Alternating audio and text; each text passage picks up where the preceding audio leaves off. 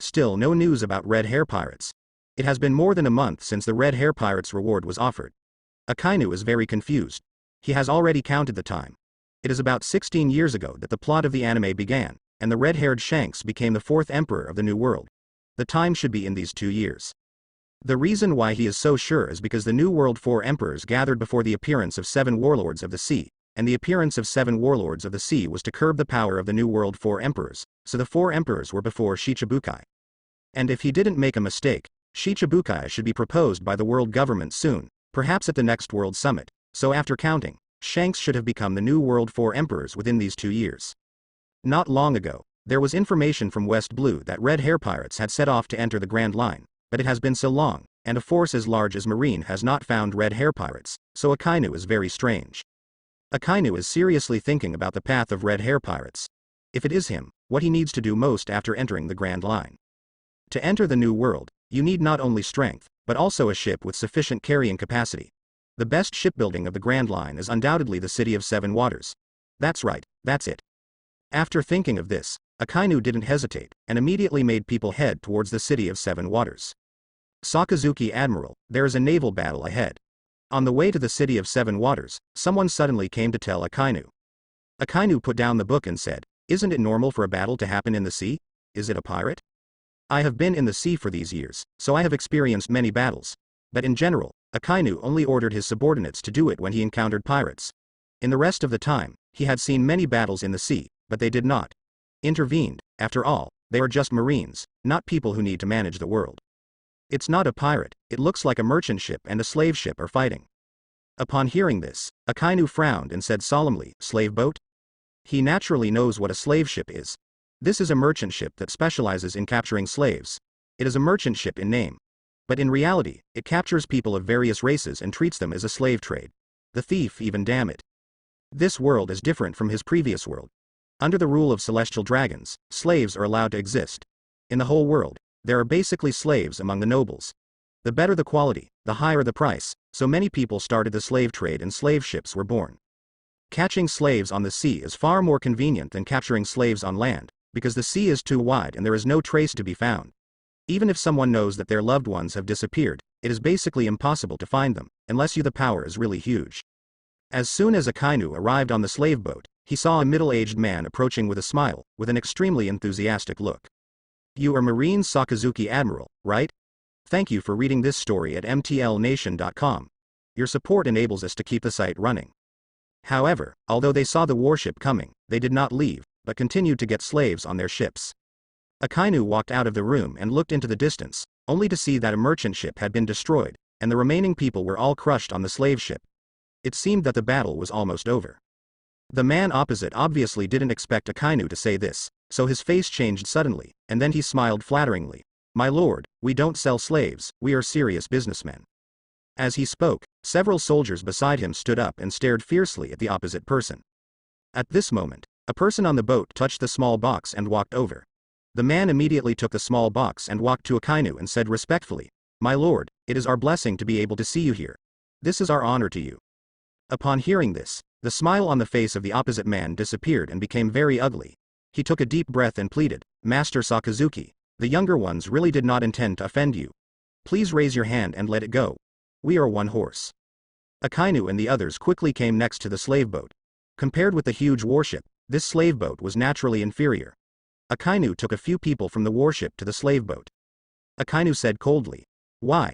Doesn't I speak anymore, or do you want my people to do it themselves?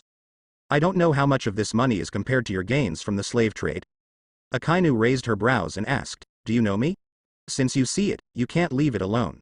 The man on the other side smiled. He felt that after seeing this, Akainu would definitely not care about it. After all, they had done this kind of thing countless times in the past. The man smiled and said, "Of course, you are a big man in the Megatron world, my lord. The villain was lucky enough to see my photo of you, so I recognized you." Akainu has such a great reputation on the Grand Line, and his ships always appear on the sea, so most of the people who ask for life on the sea can recognize Akainu's battleships and flags. But it is a pity that they met Akainu this time. If they didn't meet it, Akainu would definitely not care, but they were out of luck, and Akainu will have to take care of it today. He gave a cold snort of disdain. Although his thoughts were not noble, the existence of slaves still made him feel sick, especially when he thought of the way celestial dragons treat slaves in anime. It was even more disgusting. The man immediately winked at his opponent, and then said with a smile, "My lord, we had a conflict with that ship. They robbed us of our things, so we attacked them. This is a legitimate defense." "Huh? Serious businessman, are you really blind to me?" Akainu said coldly. "You are doing this kind of thing in other places. I haven't seen it, and I won't take care of it. But if you do this kind of activity under my nose, you can only say that you are out of luck. People let me go, and then you follow me back to naval headquarters to accept punishment." Then Akainu ordered his men to drive towards the position of the slave boat. If I read that warship correctly, it should be Marine Admiral Akainu's battleship. Why did he come here? They did this when they met Marine in the past, but this time they met Marine Admiral Akainu, so they prepared more. Don't look at the small box, although it's not big, but the contents are valuable. Million Bailey, he believes that even Akainu will definitely be tempted. Akainu didn't do anything. The soldiers next to him took it and opened the box, and suddenly saw a pile of gold and silver jewelry. When Akainu and the others were heading here, the people on the slave ship also spotted the huge warship, and a shrewd man in his 40s squinted his eyes. "Boss, a warship is coming towards us. Here." Akainu nodded nonchalantly, then pointed around. "Justified defense." Akainu couldn't help but sneered. "What a lie. Hee, it's really a fortune." Akainu sneered first. Although he had never experienced this kind of bribery, don't forget where he came from. He was very familiar with this kind of thing, but then his face became cold. "Slavery, huh? It's just that this time he has a lot of well-qualified slaves on his ship. As long as he can sell it, he can sell hundreds of millions of Baileys at least, and the net profit can reach hundreds of millions. What about such a huge fortune? Maybe give up, not to mention that he knows very well that if Akainu is taken to naval headquarters, he will only have a dead end, so this is absolutely impossible. How dare this man do anything with Akainu? Although he has not seen the power of Marine Admiral, he is still deaf to Akainu's reputation. Even hundreds of millions of big pirates are not opponents, even if they add up to them. Use. My lord, our action this time is for the celestial dragons of the Holy Land. It's your convenience." The man on the slave boat lowered his eyebrows in pleasing his eyes. Even if he was unhappy, he could only lower his head, hoping to use the name of celestial dragons to repel Akainu. After all, celestial dragons were the most noble race in the world. He believed that even if it was Marine Admiral like Akainu is not willing to offend celestial dragons. It's just that he doesn't mention celestial dragons. When it comes to celestial dragons, Akainu's heart is even more unhappy. Although he doesn't know what the situation of celestial dragons is now, there are many people inside, or there are many celestial dragons like in the anime. But it is undeniable that he has no good feelings for celestial dragons. From the fact that they manage the world as it is now, it can be seen what they are like. "Why, you want to use celestial dragons to press me down?" Akainu's tone was as cold as ever. As soon as the slave boat boss saw this situation, he knew it was not good in his heart. At any rate, he was also a person in this line for many years. He still has the basic ability to observe and observe. From the expression and tone of Akainu, he knew that he was not scared by what he just said. To Akainu. No, he waved his hand hurriedly, and then directly said without hesitation, "My lord, I am willing to give you everything here, please let me go." Akainu looked at this man in amazement. This man is really courageous. After seeing that he could not bribe and threaten himself, he was able to abandon everything here, which is really not what ordinary people can do. But the more this happens, the less Akainu can let him go. This kind of person has a deep heart. Although it is nothing right now, who knows what way he will retaliate later, so the best way is to get rid of him. For this kind of human trafficker, Akainu is definitely the most annoying.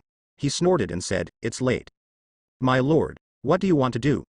This person obviously felt Akainu's killing intent, and quickly retreated, and shouted. All the samurai on the ship gathered.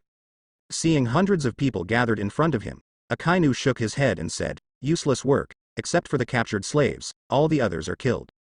With an order, the soldiers who had been prepared for a long time rushed out, and the soldiers on the warship quickly came to the slave ship and killed the group of people. Kill. Although these slave catchers are not weak, how could they be able to compare with the elite of Akainu's command, and after contact, they can see the gap. When the battle happened, the man who had spoken to Akainu didn't participate, but quickly hid behind, then ran to his room, picked up a phone bug and prepared to call out. "Who are you going to report to?" A deep voice rang in his ears, and the phone worm in his hand fell out of fright. "My lord, I am willing to submit to you, please circumvent my life, as long as you can spare me, I can give you all the wealth of these years." There was no such thing as resistance. The moment he saw Akainu, the man had given up resistance and pleaded. Akainu asked indifferently, "Then how much wealth can you bring out?" Billions. As if seeing Akainu's intentions, he immediately called out loudly. Although this number is not all of him, it is also a staggering wealth. He believes that Akainu will definitely agree to him. Akainu suddenly appeared in front of him, grabbed his neck, and lifted him up. Billion Baileys, it is indeed a large sum, but it is a pity that I am not a person who loves money very much, and I want your life more than someone who is always thinking about me behind his back. Crack. Before that person could speak, Akainu broke his neck. 1 billion Baileys is indeed a lot, but he is not short of money now. The wealth he has accumulated over the years has been a lot. There is no need to let this person go for this billion. And he doesn't have time to run around for the billion Pele, he still has to find red hair pirates. When he came out of the room, the battle outside was completely over, and Jonathan walked up to Akainu. Jonathan is now in the rank of Rear Admiral. When the Ghost Spider is away, he is responsible for the affairs of this warship. As for the remaining Rear Admiral, Akainu is left in naval headquarters. His ship, the warship, only has 1,000 private troops. Sakazuki, according to your request, all the people on the slave ship have been killed. A total of 126 slaves have been found, of which 25 have become slaves a long time ago, and the rest are the last 1 or 2. What will happen to these people who were arrested just now? Jonathan and Akainu are about the same age, and the relationship between the two is relatively good, so instead of calling Akainu respectfully like others, he directly calls Akainu just like a ghost spider. Akainu said, "Bring those slaves to the warship, and when they arrive on land, give them some money so that they can go back to their hometowns. As for this slave ship, remove all the valuable things on it, and leave them behind. Burn it down." He had no other ideas about these slaves, so he prepared to let them all go. Marine moved quickly. Within an hour, everything was arranged, and then the slave boat was burned. Sakazuki, there is a Murloc who wants to see you. He said he would personally thank you for your life-saving grace. Jonathan found Akainu and said to him. Akainu heard that it was a Murloc, but he was a little interested. Murlocs are very rare. Even if he has not seen many of them, so he said to Jonathan, "Bring him here." Soon, Jonathan walked over with a red-skinned Murloc wearing a turban. After seeing Akainu, the fishman said with gratitude, "Mr. Admiral, thank you very much for saving me. My name is Fisher Tiger. If you have anything to do in the future, you can directly find me on the Fishmen Island. I will do my best to help you." Akainu, who was still staring at the fishmen curiously, was shocked when he heard the name. "Your name is Fisher Tiger, from the Fishmen Island." "Sir, do you know me?" Fisher Tiger was obviously very happy. Akainu said, "I heard people mention that there is a Murloc adventurer on the Grand Line, right?" Fisher Tiger nodded and replied, "Yes, I am an adventurer. It turns out that you, sir, have heard of me. It's great. If it weren't for you, I might have been sold by despicable humans." After speaking, he immediately realized that it was wrong, and quickly explained, I'm sorry, sir, I'm not talking about you. I'm talking about the humans who used despicable means to catch me." Akainu waved his hand. He was really surprised that he had saved Fisher Tiger. This Fisher Tiger was no ordinary person. According to the plot, he should have been caught, sent to Marie Joy's, and became a slave of celestial dragons. A few years later, he escaped from Marie Joy's, and later climbed Marie Joy's with his bare hands, liberating thousands of Marie Joy's slaves and becoming a slave. This is the first person in the world who dared to attack Marie Joy's and challenge the world government. Even the later pirate empress was rescued by him from Marie Joy's. Akainu didn't expect that he just killed a slave ship and saved the key figure Fisher Tiger. If Tiger hadn't been sent to Marie Joy's and became a slave, then doesn't it mean that the slave release event will not happen in a few years? This is a problem. In fact, for Akainu, he somewhat wanted Fisher Tiger to release his slaves. After all, it hit the celestial dragons in the face, and he had long been displeased with this clan. It was only an accident to rescue Tiger, but since it had already happened, he didn't worry about it anymore. As for whether the slave release event would happen in a few years, he couldn't think so much. Tiger was only here to thank Akainu, so he left after saying a few words, and Akainu also put these people down on the next island land, gave each of them a portion of the money, and let them go back separately. Most of the people left, but there were also more than 20 people who did not leave. They were what Jonathan said before. They had been slaves for a long time and basically had no relatives, so they asked Akainu to take them in. These people are slaves carefully selected by the slave catchers. They all have some outstanding features. And as slaves, they are different from the people before. They have the mark of slaves on their bodies. Even if they leave, they will be in the future. It's not easy, so they begged Akainu to take them in. Akainu only considered it for a while before agreeing. These are poor people, and their physical fitness is also superior. It is also a good choice to join his army. More importantly, these people are slaves. I'm used to being oppressed, My temper is very soft, and I can definitely control it easily. After dealing with the slaves, Akainu led the people towards the City of Seven Waters, and it took a few days to finally arrive, but when he reached the City of Seven Waters, he sent someone to find out that red hair pirates did indeed have been to this place, but unfortunately, he left just yesterday. Red hair pirates came here for shipbuilding. Knowing all this, Akainu did not embarrass the shipbuilder here, and chased red hair pirates at the fastest speed. We are leaving for New World. The new ship of red hair pirates, Red Force, is a huge dragonhead battleship and the new battleship of red hair pirates. For this ship, Shanks spent all his savings. Today's red hair pirates is not the red hair pirates of a few months ago. There are already many people on board, with dozens of pirates. Of course, most of them are messy, and there are not too many formal crew members. The reason why he was able to recruit people so quickly is actually part of the Naval Headquarters reward order. As a pirate group that has just gone to sea and has a bounty of more than 500 million Baileys, it is naturally admired by countless pirates, and many are scattered. All the pirates of Shanks came to take refuge. Shanks selected some elite to supplement his pirate group, so they developed so fast. Although entering the first half of the Grand Line, Shanks knows very well that this is the world of Marine. Even if they are not weak, if they are surrounded by Marine here, there is only a dead end, so he is ready to go as fast as possible. New World, because that is their stage. Go. The New World. Boom. Shanks was just about to yell triumphantly, when the ship shook for a while, blocking his words in his stomach. What's the matter? What happened? The ship was sailing well, and there was no possibility of shaking, so Shanks asked immediately.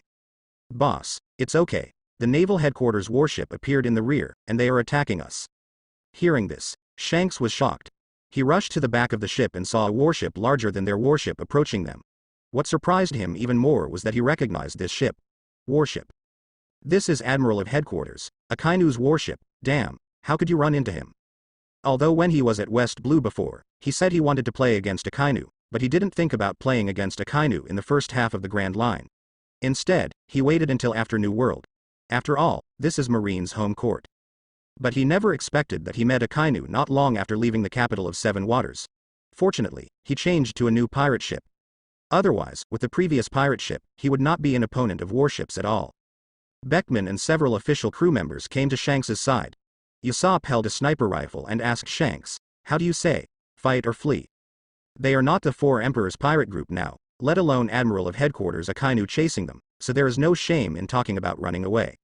Shanks has a solemn expression. Although he is confident of his own strength, the opponent is the famous Marine Admiral after all, and Marine has better equipment than them, so if he fights against each other, the outcome is really hard to tell. At this time, Beckman saw Shanks's hesitation, so he said, "Don't fight them first. See if you can get rid of them. If you can't get rid of them, then fight." Shanks nodded and said, "Okay. Sakazuki, it seems that Red Hair Pirates doesn't want to fight with us and doesn't look back at all." On the deck of the warship, Jonathan and others gathered beside Akainu. They were all waiting in battle, because they all learned about the extraordinary of Red Hair Pirates from Akainu, so they didn't dare to underestimate it. Akainu looked at the fast-moving pirate ship ahead, and ordered, "Go ahead at full speed. In any case, we can't let them escape our palms." Finally met the red-haired Shanks, how could Akainu let him escape from his front? As a result, the pirate ship and the warship launched a chasing battle on the sea. It has to be said that Shanks's new ship is indeed very good and very fast. Akainu's warship has been chasing for most of the day before barely approaching them. "Boss, the warship has caught up, and has entered their artillery attack. Shall we move on, or should we fight back?" The distance between the two sides has been drawn closer, and the pirates are already eager to try. Although Akainu has a great reputation, they have not seen it with their own eyes after all.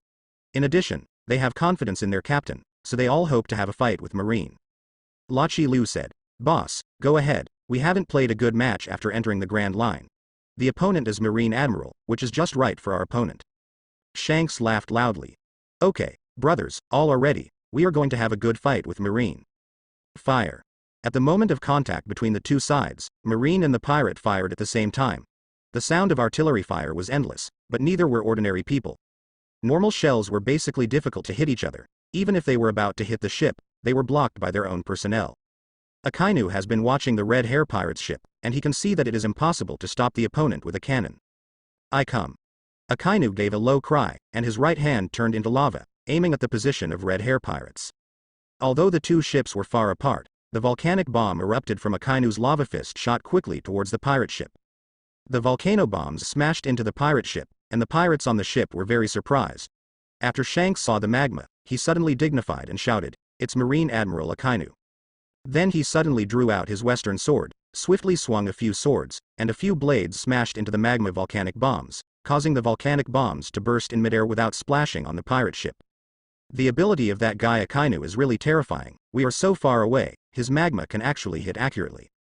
Although he defeated the magma, Shanks was not proud of it. Instead, his face became more solemn, because the opponent could launch an attack so far away. This is obviously unexpected. Compared with Akainu, although they also have long-range attacks. But it can't reach the power of Akainu. Let me do it. Usopp suddenly raised the sniper rifle in his hand and aimed it at Akainu on the warship. It was a shot. For ordinary people, it is difficult to aim during the action, but Usopp is not an ordinary sniper, so even in this situation next, he accurately found Akainu's location.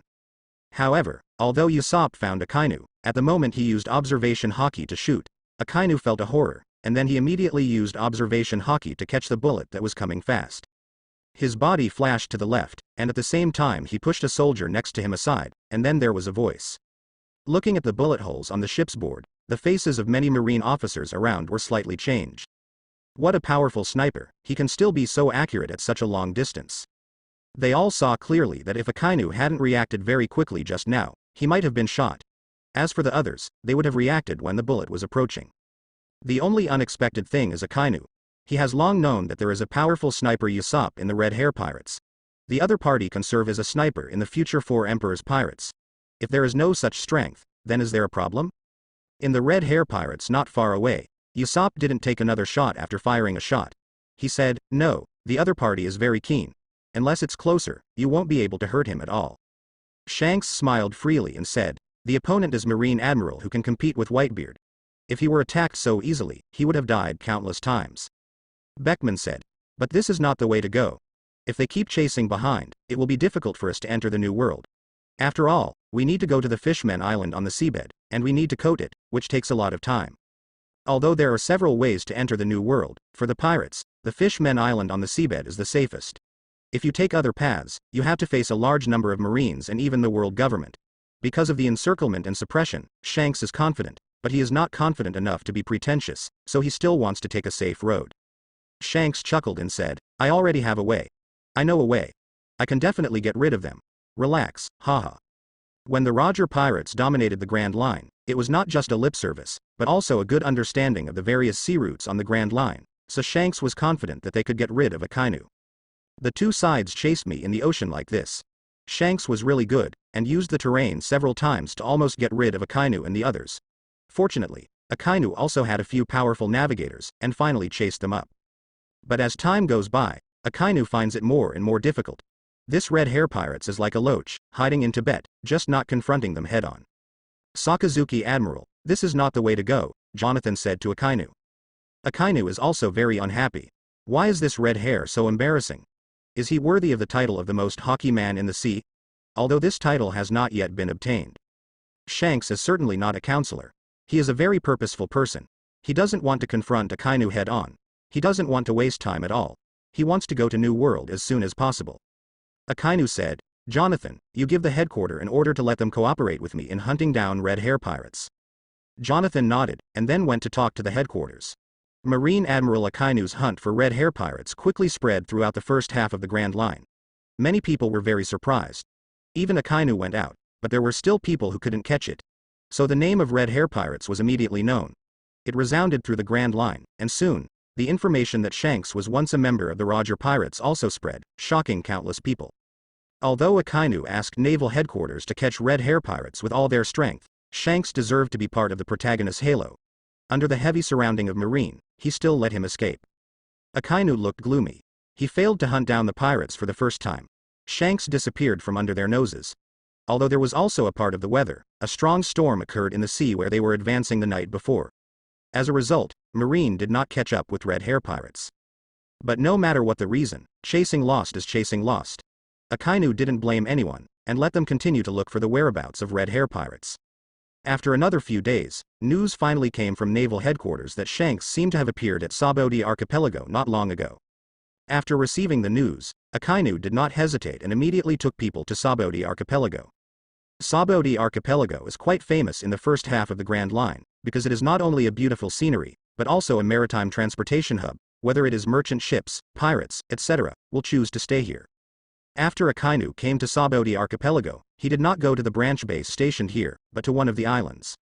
Akainu went to the 13th area of Sabodi Archipelago, and he came here for only one purpose, that is Shaki's ripped-off bar in this 13th area. He knew Rayleigh's old friend through anime and opened a room here. The bar is called a bar, but it actually sells information. Shanks came to Sabodi Archipelago. Although there is no definite evidence that Shanks and Rayleigh are connected, Akainu must doubt whether Shanks went to New World through Rayleigh. According to the plot in the anime, Akainu went to the 13th area to look for it. It didn't take long before he found Shaki's rip-off bar, which is indeed a small bar. Akainu asked soldiers under his command to surround the bar before pushing in alone. Ding. The bell rang, and Akainu walked into the bar. I don't know if it was because there was no business during the day or for other reasons. At this time, there was not a single customer in the bar, and only a charming proprietress was sitting in it. When she heard the wind bell, the lady boss had to talk habitually, but when she saw the appearance of the incoming person, her face suddenly changed, but she soon returned to normal, smoking a cigarette, looking upset. Mr. Marine, I'm just a small business, but I can't stand your collection of protection fees again and again. Akainu walked up to the boss's wife and sat down, and said in a cold voice, if the big pirates of decades ago had no money, who could have money? Shaki's face suddenly became cold, and he asked, what do you want to do here? Akainu said, since you asked this question, you must know my identity and my purpose. For a pirate like you decades ago, as long as you don't let me find out that you did it. I don't bother to care about things that endanger the world and civilians, but if you can't tell me the answer, you should know the result. Shaki said with a cold face. Akainu, I don't know what your purpose is, but you just want to threaten me as a junior. You are still too far away. You are not welcome here, please leave. Akainu said coldly. Do you mean not to cooperate? Ha ha. Shaki whispered and said, my old lady doesn't know what you are talking about. Anyway, my old lady is someone who has lived for decades. What am I going to cooperate with you? Akainu said coldly. I know you are in an intelligence business. Tell me the location of red hair pirates. Sorry, I have nothing to do with the red hair pirates you are looking for, and I don't know where they are. If you want to find them, you can find them yourself. Shaki said. Akainu said. My purpose is just red hair pirates. If you don't want to tell me, then I can only ask you to return to naval headquarters, and then take Plute and Rayleigh back to be with you. Hearing this, Shaki's face suddenly became very ugly. It turned out that Akainu not only knew about her, but even Rayleigh knew about it. Rayleigh was a person who was afraid of both Marine and the world government. If it was exposed, the consequences would be very serious. Akainu said, I am not interested in you and Rayleigh. I only want to know the news about red hair pirates. As long as you tell me, I promise not to spread your story, but if you don't tell me, Shaki was already angered by Akainu's successive threats, but when she was almost unable to help it, a voice suddenly rang. People Marine Admiral have already taken the initiative, of course we have to promise them. I saw a man with half black, half white hair, wearing breeches, and glasses coming over and said with a smile. Pluton, Silver Rayleigh. The moment he saw this man, Akainu no longer needed to think about anyone else. The man in front of him must be the right wrist of One Piece Roger, the man who once stood on the top of the world. Marine Admiral Akainu, it's really not as well known as to meet each other, it really deserves to be Marine's youngest admiral. Rayleigh did not deny his identity, but sat across from Akainu and stared at Akainu with perfect eyesight. It is rumored that you hate pirates so much. Why, we two former pirates are in front of you, why don't you do it? Akainu said lightly. Plute and Rayleigh, I don't dare to underestimate it. I'm not sure to catch you now. What's more, you said that you were once pirates. Instead of wasting time with you here, it's better to look for threats. Big red hair pirates. Both Rayleigh and Shaki were once big pirates, especially Rayleigh. This is the second in command of the Roger pirates. The true strength may not even be under Roger. Such an opponent, even Akainu is not sure that it can be defeated, let alone. Added a Shaki who doesn't know the depth. Maybe he can notify naval headquarters to catch people, but Rayleigh and the others are not fools. With Shaki's intelligence ability, they will surely be able to discover the actions of naval headquarters very soon. When there is enough time to leave, they will continue to be caught. They were used to the wanted life anyway. Although Rayleigh and Shaki are also threats in Akainu's eyes, they are definitely much worse than red hair pirates. After all, after red hair pirates becomes the new world 4 emperors, they will completely change the world pattern. Although Rayleigh and Shaki are strong, they do not participate in the major forces and live in the Sabodi archipelago, so they are naturally not as threatening as Shanks. I can tell you the whereabouts of red hair pirates, Rayleigh said suddenly. Akainu frowned and said, "What you promised was too simple. I don't believe it. Shanks is your former companion. Would you betray each other so easily?" Rayleigh shrugged and said, "You said too. If we don't tell you, the unfortunate thing is that we old guys are not comparable to those young people, so such troublesome things should be left to young people. Do it. Red hair pirates are in Area 53, but as far as I know, they are about to coat successfully, so you'd better be faster, otherwise they will run away. It's not our business," Rayleigh said. Akainu stood up immediately, walked to the door of the bar, turned around and said, "I hope you don't lie to me." Rayleigh said, "I also hope you don't reveal everything here, otherwise even if you are Marine Admiral, I have a way to deal with you. The best choice between us is to step back. I will not interfere with you. You are the best. Don't bother us either." Akainu said coldly, "This is what I want to say to you." After Akainu left, Shaki frowned and asked Rayleigh, "Why did you tell the whereabouts of Shanks? That kid is Akainu? He is not a good stubble, even Whitebeard can't take care of him, Shanks is likely to fall on him. Hands." Rayleigh looked indifferent and said, "What else can you do? You have seen the threat of the boy. Life here is very comfortable. I don't want to run around anymore. Moreover, Shanks's boy is of good level and strength. It's also very strong. Even the Marine Admiral, Akainu, wants to beat the current red hair pirates. I'm afraid it's not that simple. I am refreshing Shanks. New World is not that messy. Of course, I don't think he will be ruined in Akainu's hands, otherwise he will not be valued by Roger." For Rayleigh, he is not worried about Shanks, who has Shaki's intelligence network, so he knew Shanks had come to Saboti Archipelago, but he did not go to Shanks, although Shanks is his junior, and the two were still together. He had stayed on a boat, but he didn't want to be noticed now, so even if he knew Shanks was close at hand, he didn't go to meet him. Shanks had been on Roger's ship for a while, so Rayleigh was more confident in him, thinking that even if he told Akainu where Shanks was going, it would not have much impact. Although Shaki has known Rayleigh for decades, she doesn't know Shanks after all. Her knowledge of Shanks is limited to what Rayleigh said, and Marine's high reward order not long ago. But Akainu is different. She has seen it with her own eyes just now. Not to mention what Akainu has done over the years, just the aura that she has shown before, even she has to admit that Akainu is not exaggerated by Marine, but really worthy of the name. Let such a person play against Shanks, she really has no confidence in Shanks, and she doesn't know where Rayleigh's fascinating self-confidence came from. By the way, a few days ago, after Shanks got rid of Akainu, he didn't come directly to Saboti Archipelago. Instead, he came here after a circle. He asked the coder here to coat his boat and prepare for the new world. At this time, his ship was about to finish coating, so he began to prepare for action. After all, this time he was preparing to enter the new world from the seabed. The underwater world is unpredictable, and even they must be careful to deal with it. "Captain," Marine suddenly came towards us, as if he already knew we were here. Suddenly, the pirate responsible for letting out the wind hurriedly ran to Shanks and said nervously. Shanks' face changed, and he asked, "Or the Akainu that takes the lead?" The pirate replied, "Yes, the captain, it is Akainu, they will be here soon, what shall we do?" Shanks looked very serious. You know, he took Akainu a few days ago and walked a lot of crooked roads in order to confuse Akainu, but he didn't expect Akainu to be so powerful. Beckman came over and said, "It will take a while for our ship to start, and we must stop them." Shanks thought for a while, and then said, "In this way, I'll take someone to stop Akainu. Beckman, you stay here. Don't let Marine disrupt our deployment." Beckman didn't say anything. He agreed directly. He had confidence in Shanks. Even Akainu, he believed that Shanks would be able to cope.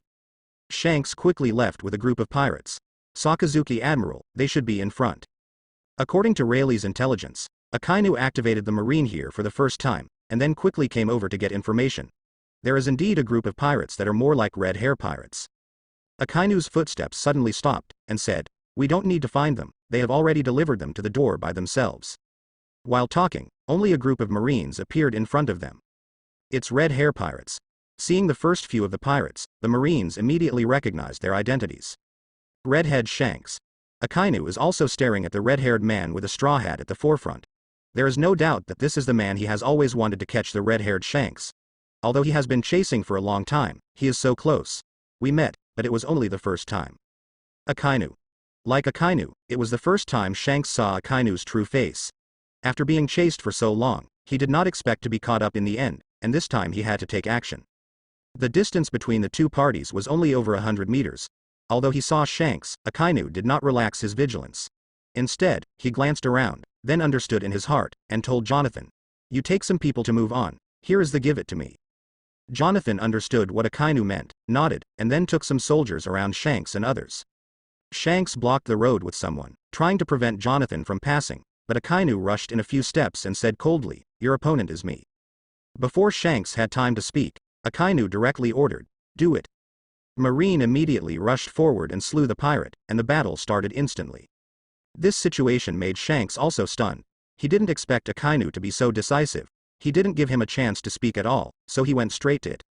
Shanks was stunned, but when he saw the huge lava fist hit, he quickly pulled out the Western knife.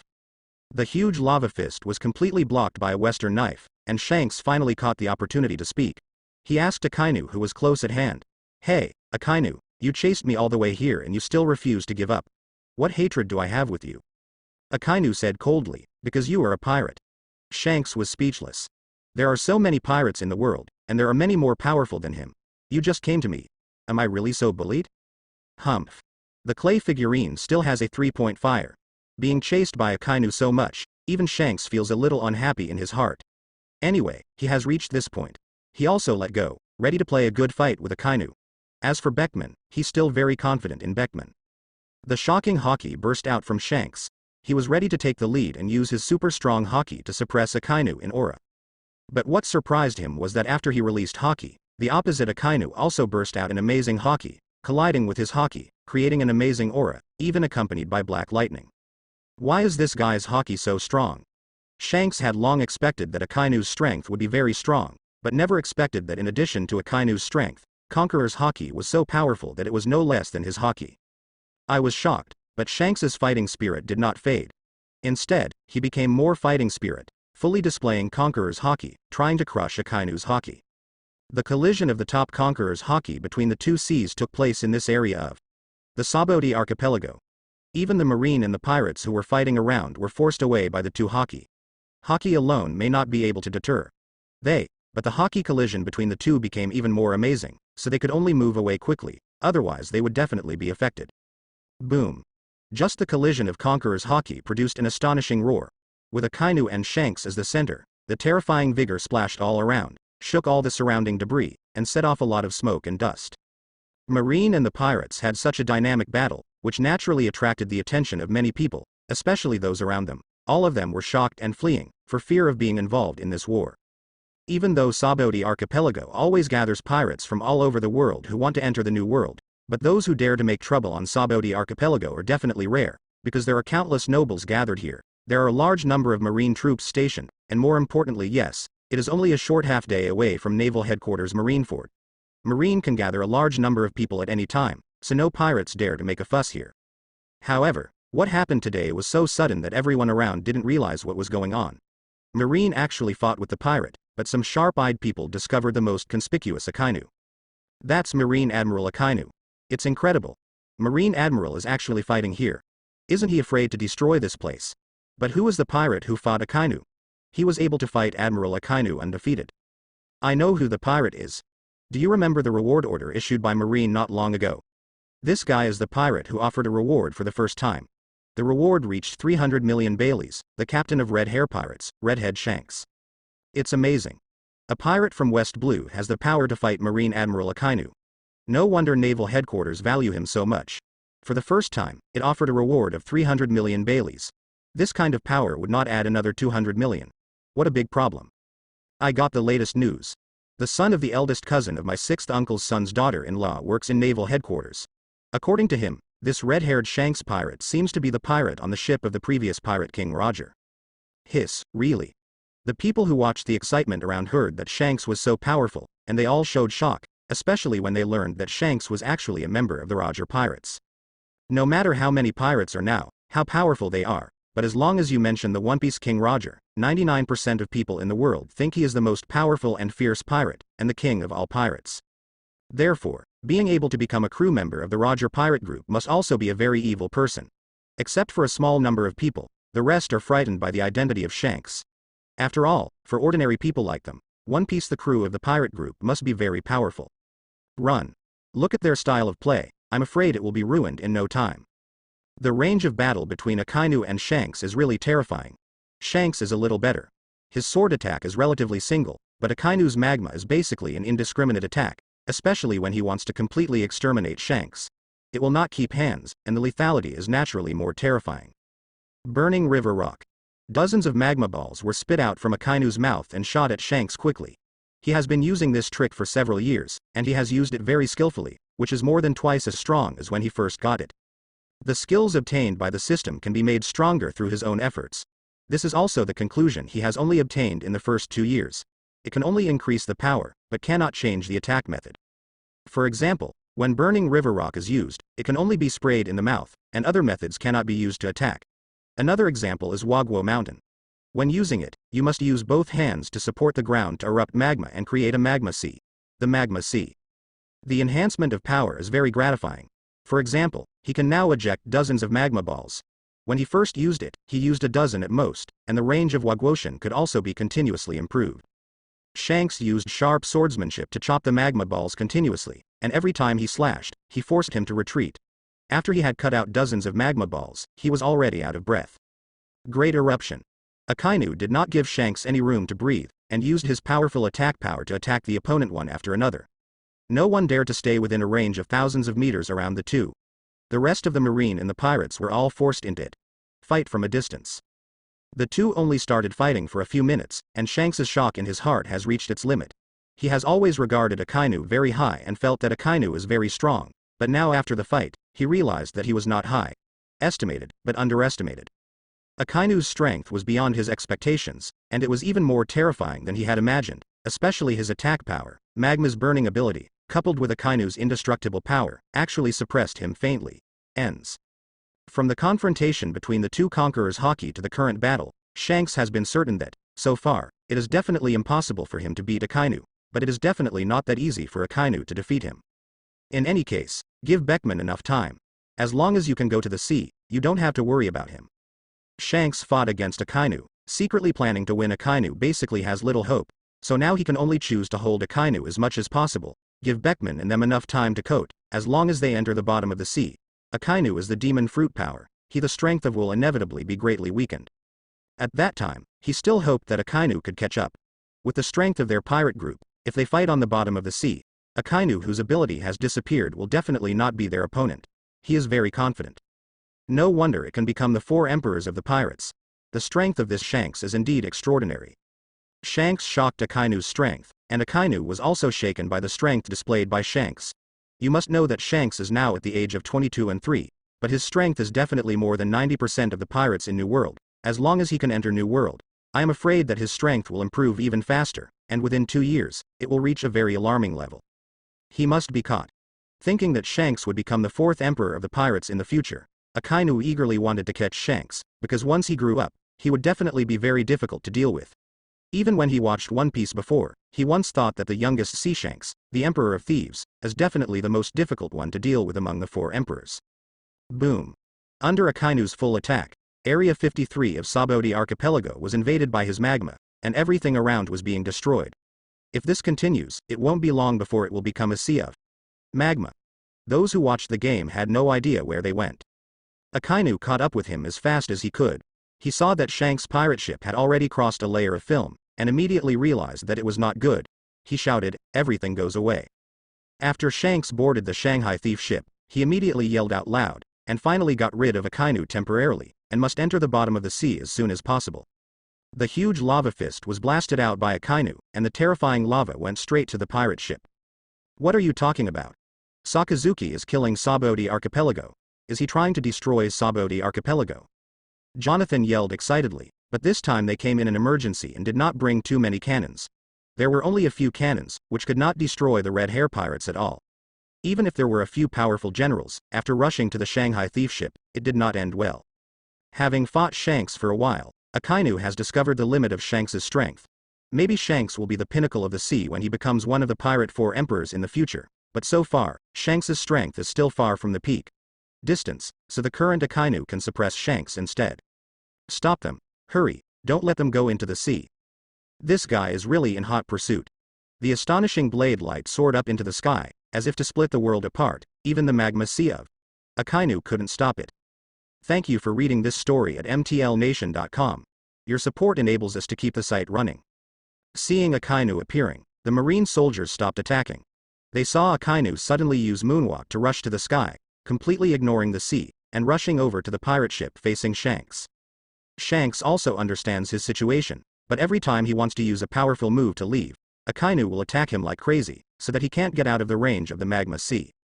Sabaody Archipelago is a very important maritime transportation hub. It has a special geographical location and rapid development. It is a place that the world government attaches great importance to. Therefore, even if it is to catch pirates, you must never ignore Sabaody Archipelago.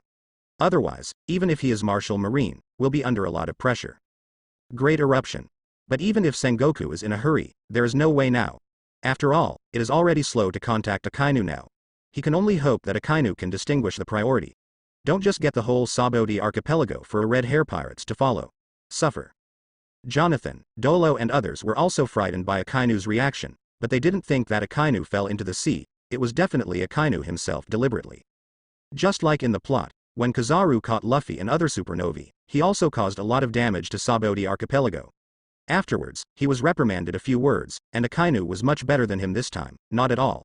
Scrupulous, it caused a huge loss in a short time, so Sengoku was so angry. Although they don't understand what is going on with Akainu, the capable people are afraid of the fact that the seawater cannot be changed, so they are also worried that Akainu will have a problem, and they will send people to the sea for support at the first time. Woo. This behavior of Akainu stunned the marine soldiers on the beach. Even those marine generals were dumbfounded. Everyone knew that Akainu was demon fruit power. Demon fruit power couldn't swim at all. He jumped into the sea like this. Didn't you seek your own dead end? After Shanks' order was issued, the pirate ship that had been prepared for a long time immediately started and began to prepare to sail towards the seabed. The magma fell on the surface of the sea, causing the sea to roll up like boiling, but the shadow of the pirate ship was no longer visible. The magma's attack power was very strong, but after falling into the sea, it naturally couldn't erupt, and naturally it couldn't destroy the sea. The protective film of the thief ship. Jonathan immediately ordered, "Let people go to the sea and see what is going on with Sakazuki Admiral." Shanks stood in the magma sea, and saw that hundreds of meters around him were covered by magma. Only the small area where he was cleared of magma with his power, but every time he and Akainu's the collision will cause more and more magma. Although it hasn't hurt him yet, in this kind of place, the hot temperature will make him sweat continuously. If the sweat flows more, his physical strength will naturally decrease. Akainu's expression suddenly changed when he saw that the pirate ship had not been hit. Then, without the slightest suspicion, he fell from the sky and plunged into the sea. He has been paying attention to red hair pirates, but he does not know Akainu about Shanks after all, and he does not know how big the threat Shanks is in the future, so he thinks that Akainu should not kill on Sabaody Archipelago. How capable is Akainu?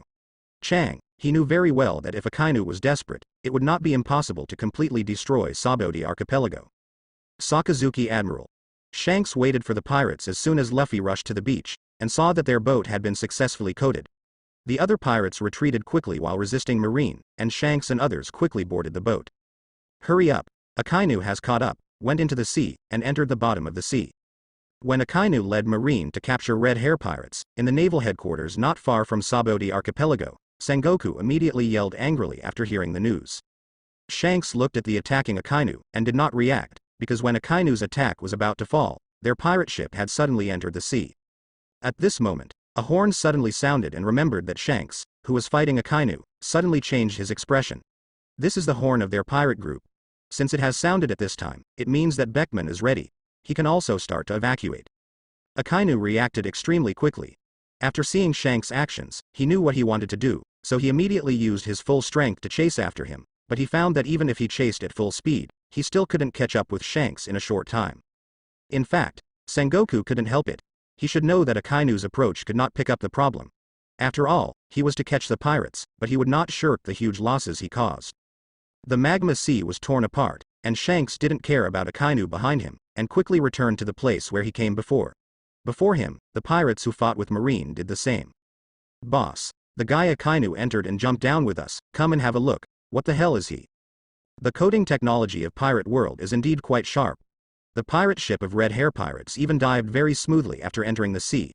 As for Akainu's magma attack, in their opinion, it was no longer a threat. The red hair pirates' preparations are indeed very adequate, and their power makes their pirate ship quickly dive into the sea hundreds of meters away. Shanks never expected that Akainu would chase their pirate ship to dive, so he didn't care at all. Now when he heard the report from his subordinates, Akainu had come not far from them. They are now on the bottom of the sea, relying on this film to help them. If they don't have this film, they will all be in danger. So although he doesn't know why Akainu can be fearless of the sea, he doesn't know that Akainu can be on the bottom of the sea. How powerful an attack was exerted, but he knew that his side was definitely more critical and had to stay away from Akainu as soon as possible. Even now, Shanks hasn't figured out what's going on. He and Akainu are obviously at such a distance from the bottom of the sea, and he hasn't seen Akainu use his abilities. Why did he explode? Could it be the hands and feet that he left behind, but his observation hockey didn't even find it? Isn't it incredible? Could the explosive magma still be hidden in his body? Rao is because of Beckman's wit and intelligence. After seeing this scene, he also showed an incredible expression.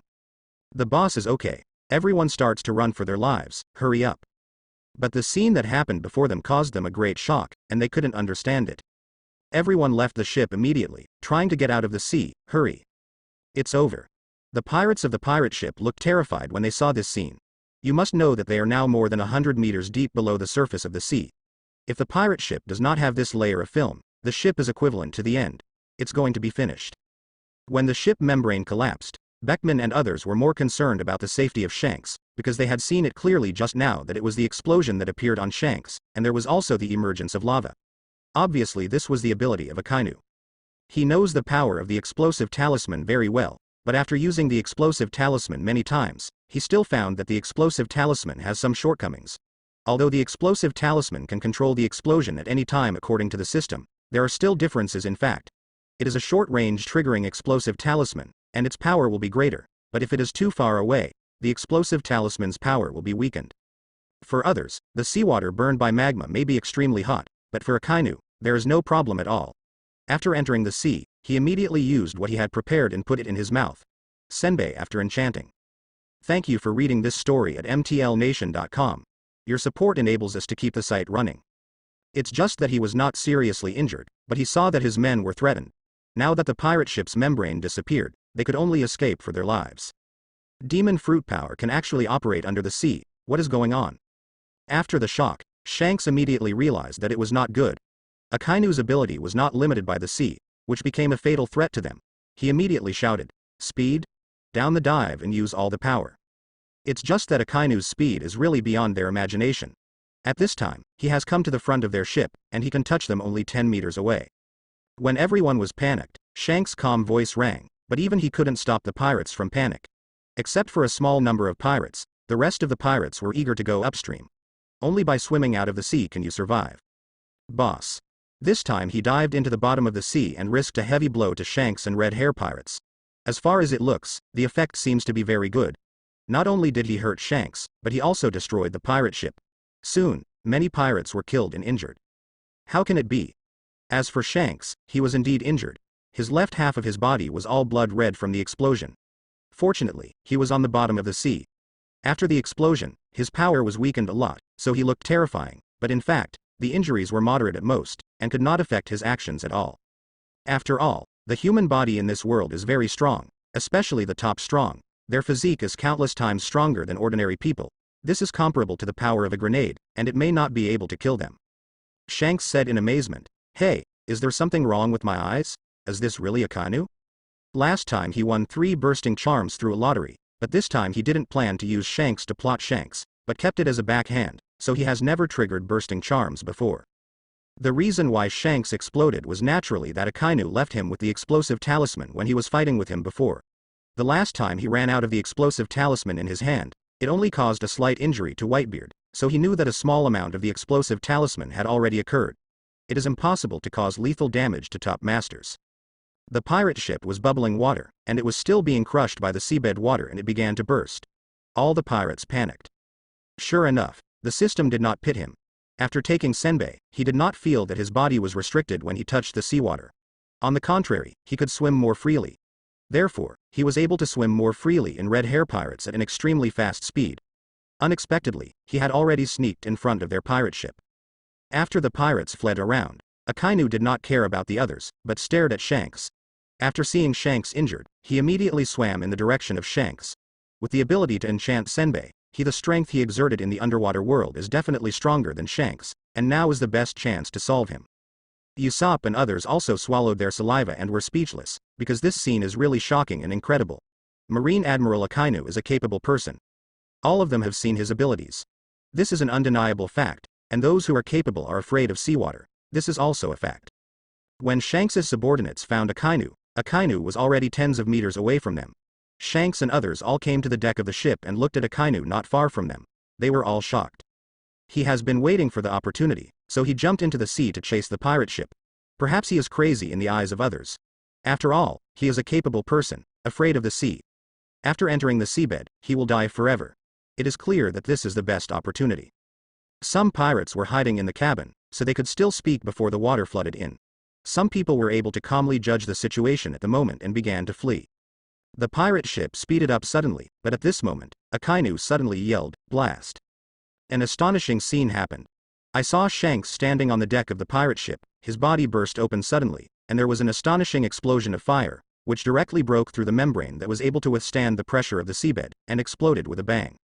Akainu, when on Earth did he do anything to me, and how did he hide it from me? The battle on the seabed is obviously not as easy and smooth as on the land. Even the powerhouses like Akainu and Shanks who have a certain degree of control over the power, it is difficult for them to exert some strength on the seabed and be able to play in the seabed. Only the Murlocs of the Murloc tribe can exert all their power.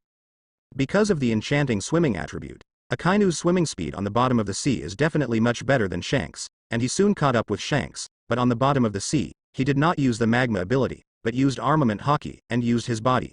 Shanks attacked. Puff. Boss, don't we avenge our dead brothers? When Akainu walked ashore, Jonathan and the others asked in surprise. Sakazuki Admiral, what happened to you just now? How come you got into the bottom of the sea without anything wrong with you?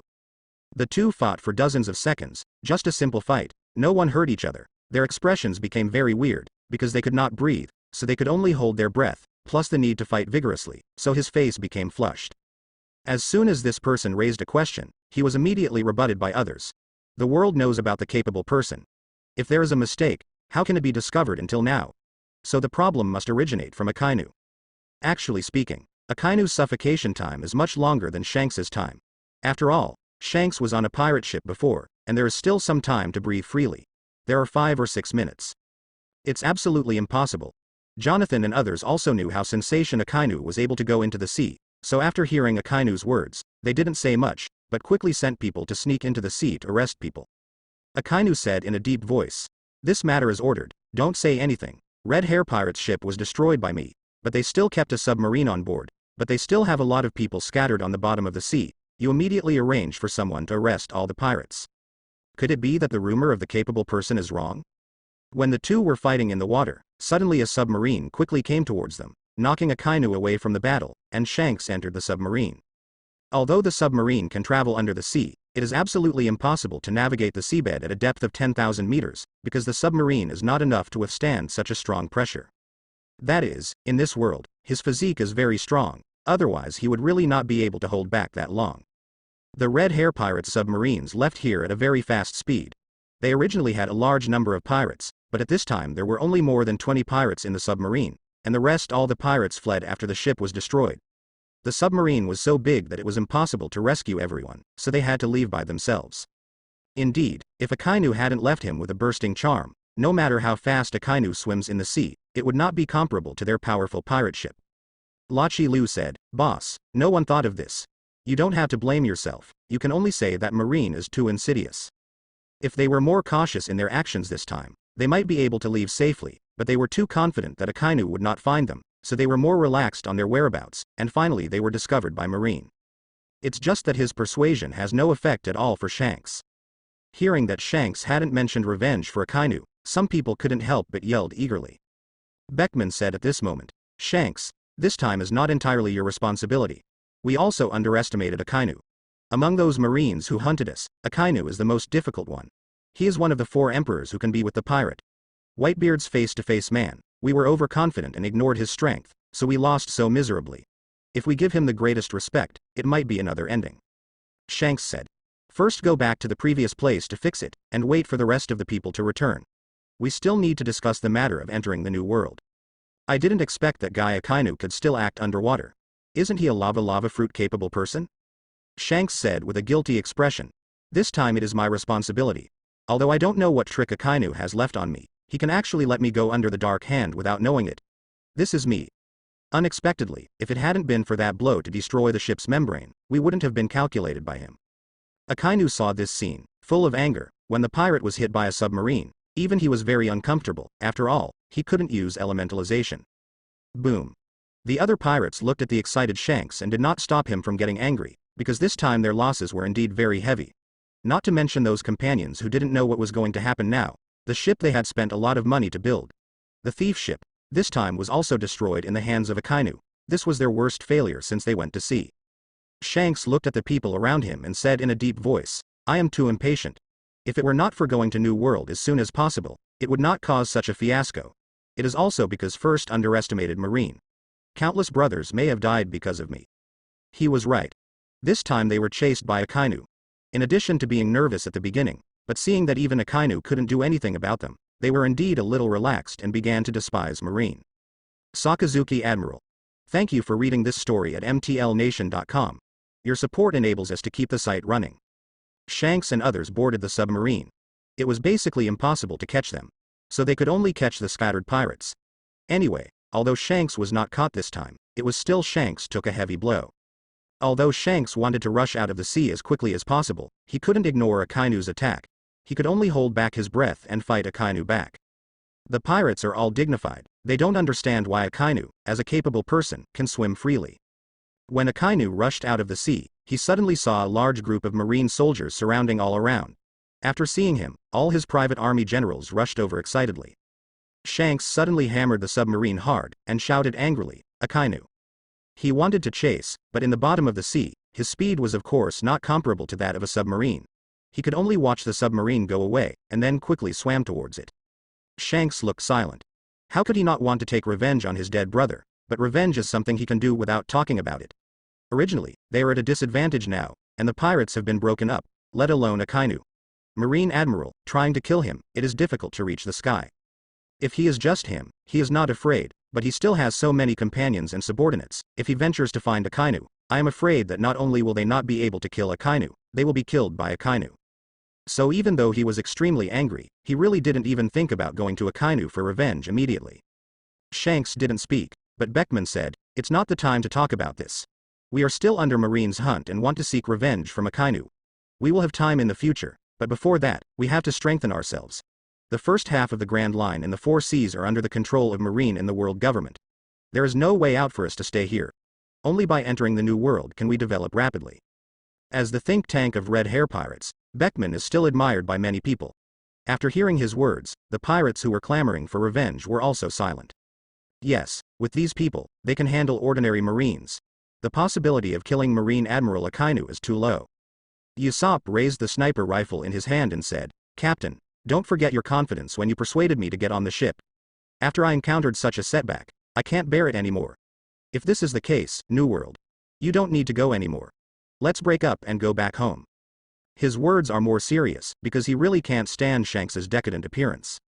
Many people in the submarine had their faces changed. In fact, not only Shanks, but the others were also somewhat decadent. They were so ambitious that they were going to New World. They only had a kick, and finally they were beaten by Akainu alone. Back to the original state, even worse than before, which naturally made everyone very discouraged. Shanks deserves to be Shanks. After he was shocked, he suddenly laughed. "That's right, if you can't get through this setback, what else can you talk about going to New World and becoming the One Piece?" After a pause, he said with a serious face, "Although the failure this time was tragic, it was a wake-up call for us.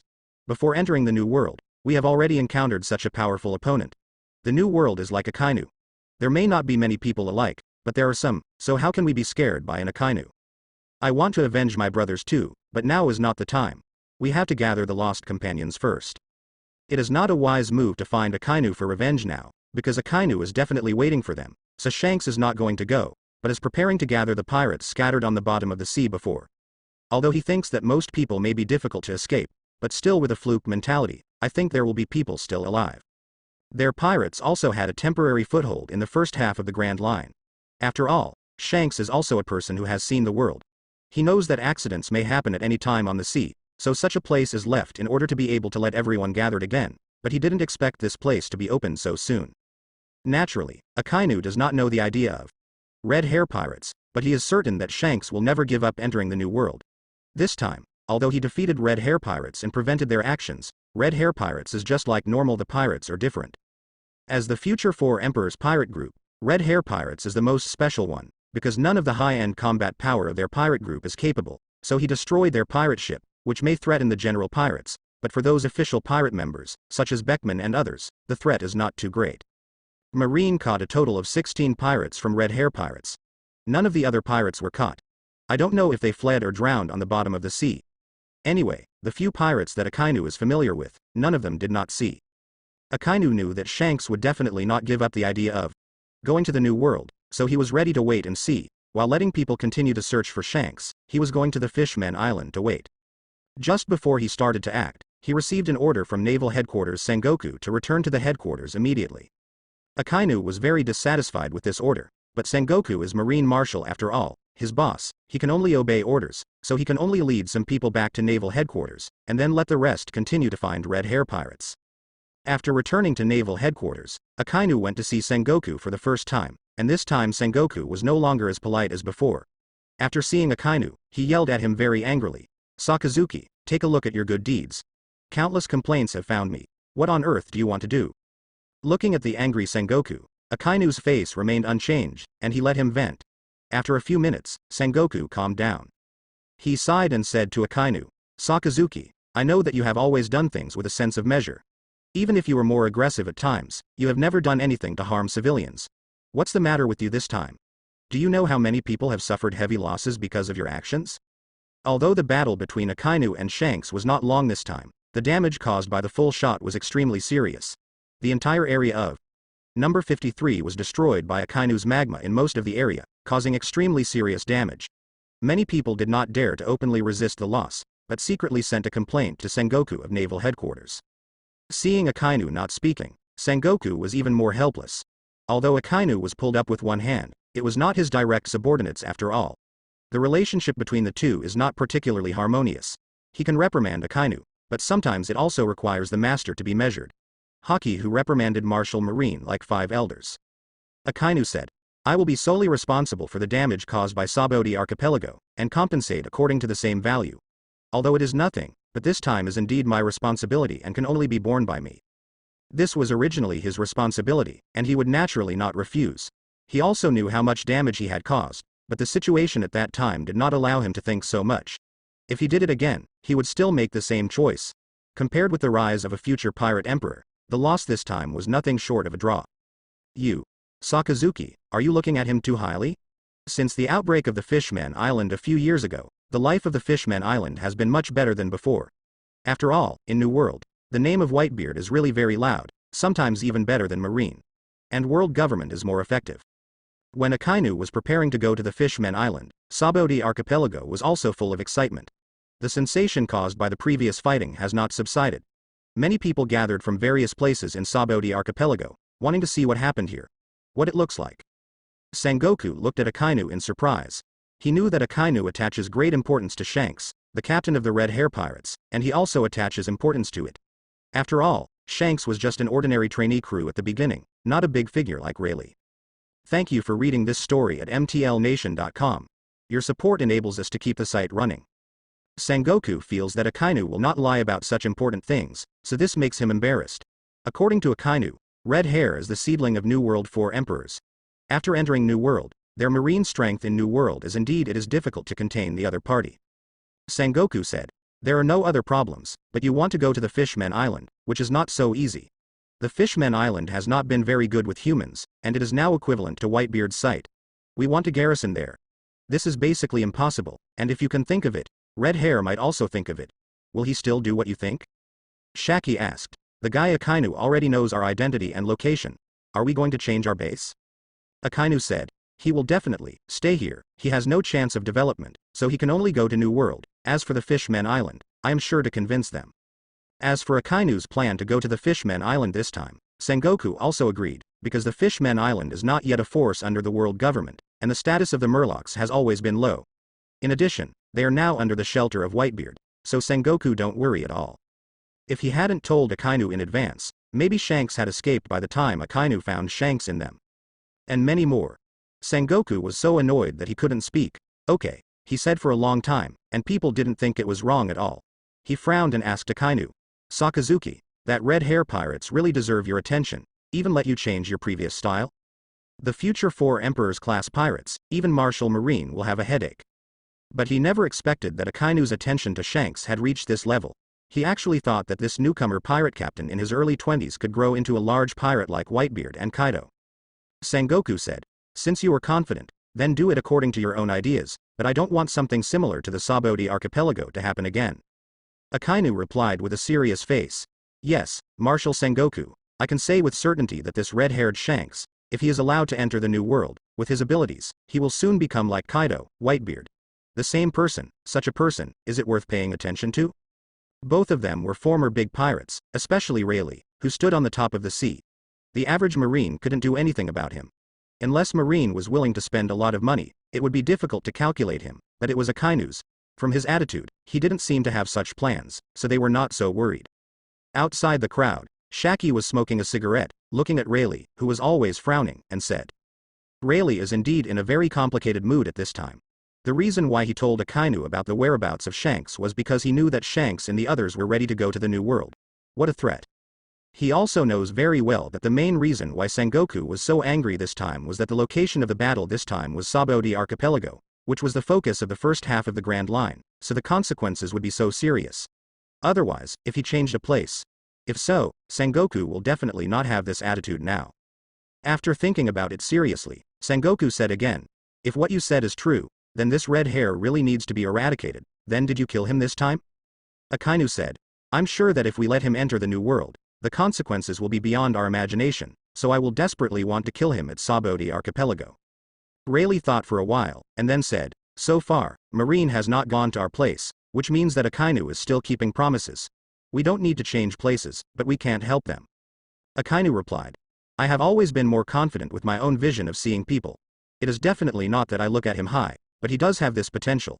According to the information I got, the straw hat worn by Shanks has a special meaning.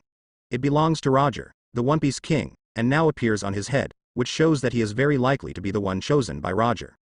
Rayleigh, who is full of confidence, has also a little lack of confidence at this time. Akainu's power is beyond his expectations.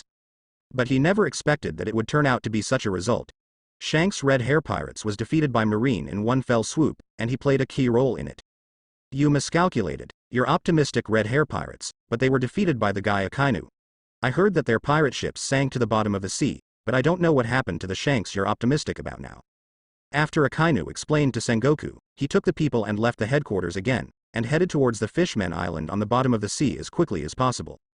Akainu shook his head, and said, although they defeated their pirate ship, their main members did not lose. They just caught some insignificant little people, but I have already thought about it. Let naval headquarters be on the way to the new world. Each checkpoint set up ambushes, placed heavy troops, forcing them to continue to set off from the bottom of the sea, and I took people to the Fishmen Island to wait. Shaki said, well, so be it. I will let people keep staring at Marine. As long as he moves, it will not be too late for us to evacuate. Sengoku motioned to Akainu to stop first, and then asked in a deep voice, are you sure that this red hair is the one chosen by Roger? This was something he had already thought about, and now Sengoku asked it. He didn't hide it, he said it directly. Akainu nodded, I see. I don't know how Shanks' kid is now. Looking at Marine's movement, he probably hasn't caught him yet. I hope his kid doesn't have any trouble. Akainu took a few warships and set off from Marineford towards the Fishmen Island on the seabed. After spending some time on the seabed, he finally arrived at the Fishmen Island safely. Your Majesty, Princess, someone with Marine wants to see you. In the Dragon Palace on the Fishmen Island, the Murloc King Neptune and Princess Otahime were having a meal, and suddenly the Dragon Palace Guard soldiers hurried over to report. Both Neptune and Princess Otahime were stunned. They rarely visited the Fishmen Island with Marines, let alone met them, so both of them were very strange. Neptune asked, who is Marine who came? They are also the king and princess of the Fishmen Island anyhow, and most people are really not qualified to let them meet. The Murloc Guard replied, I heard it seems to be Marine Admiral Akainu. Both Neptune and Princess Otahime changed their faces at the same time. They both asked very nervously, did you hear me wrong? It's Marine Admiral Akainu? Is it really him? Yes. After getting the affirmative reply, the two looked at each other. Both of them saw the suspense and nervousness in each other's eyes. If it is a Marine general, they may not care much, but Akainu is different. This is Marine Admiral, and it is still famous. The magnificent Marine Admiral, a peerless cruel man who even Whitebeard dared to move. Neptune said immediately, "Go and bring people over. Even if they are the leader of the Fishmen Island, they are really far behind Marine Admiral. Marine Admiral is a deterrent to the sea, and is a big figure who is admired and feared by countless people. The so-called Murloc King is too powerful." Soon, Akainu walked into the reception hall of Dragon Palace City, and Neptune and Princess Otahime were ready to receive them. Seeing Akainu come in, both Neptune and Princess Otahime stood up and walked quickly to Akainu. Neptune took the lead and asked, "You should be Mr. Admiral Sakazuki, right?" Akainu saw these two people and knew that they were King Neptune and Princess Otahime of the Fishmen Island. Compared to Neptune, he cared more about Princess Otahime, because he had seen One Piece, but knew this well. The skinny princess of the Fishman is such a powerful woman. She has been fighting for the future of the Fishmen Island all her life, and finally died in the hands of her own people. She is a very sad figure.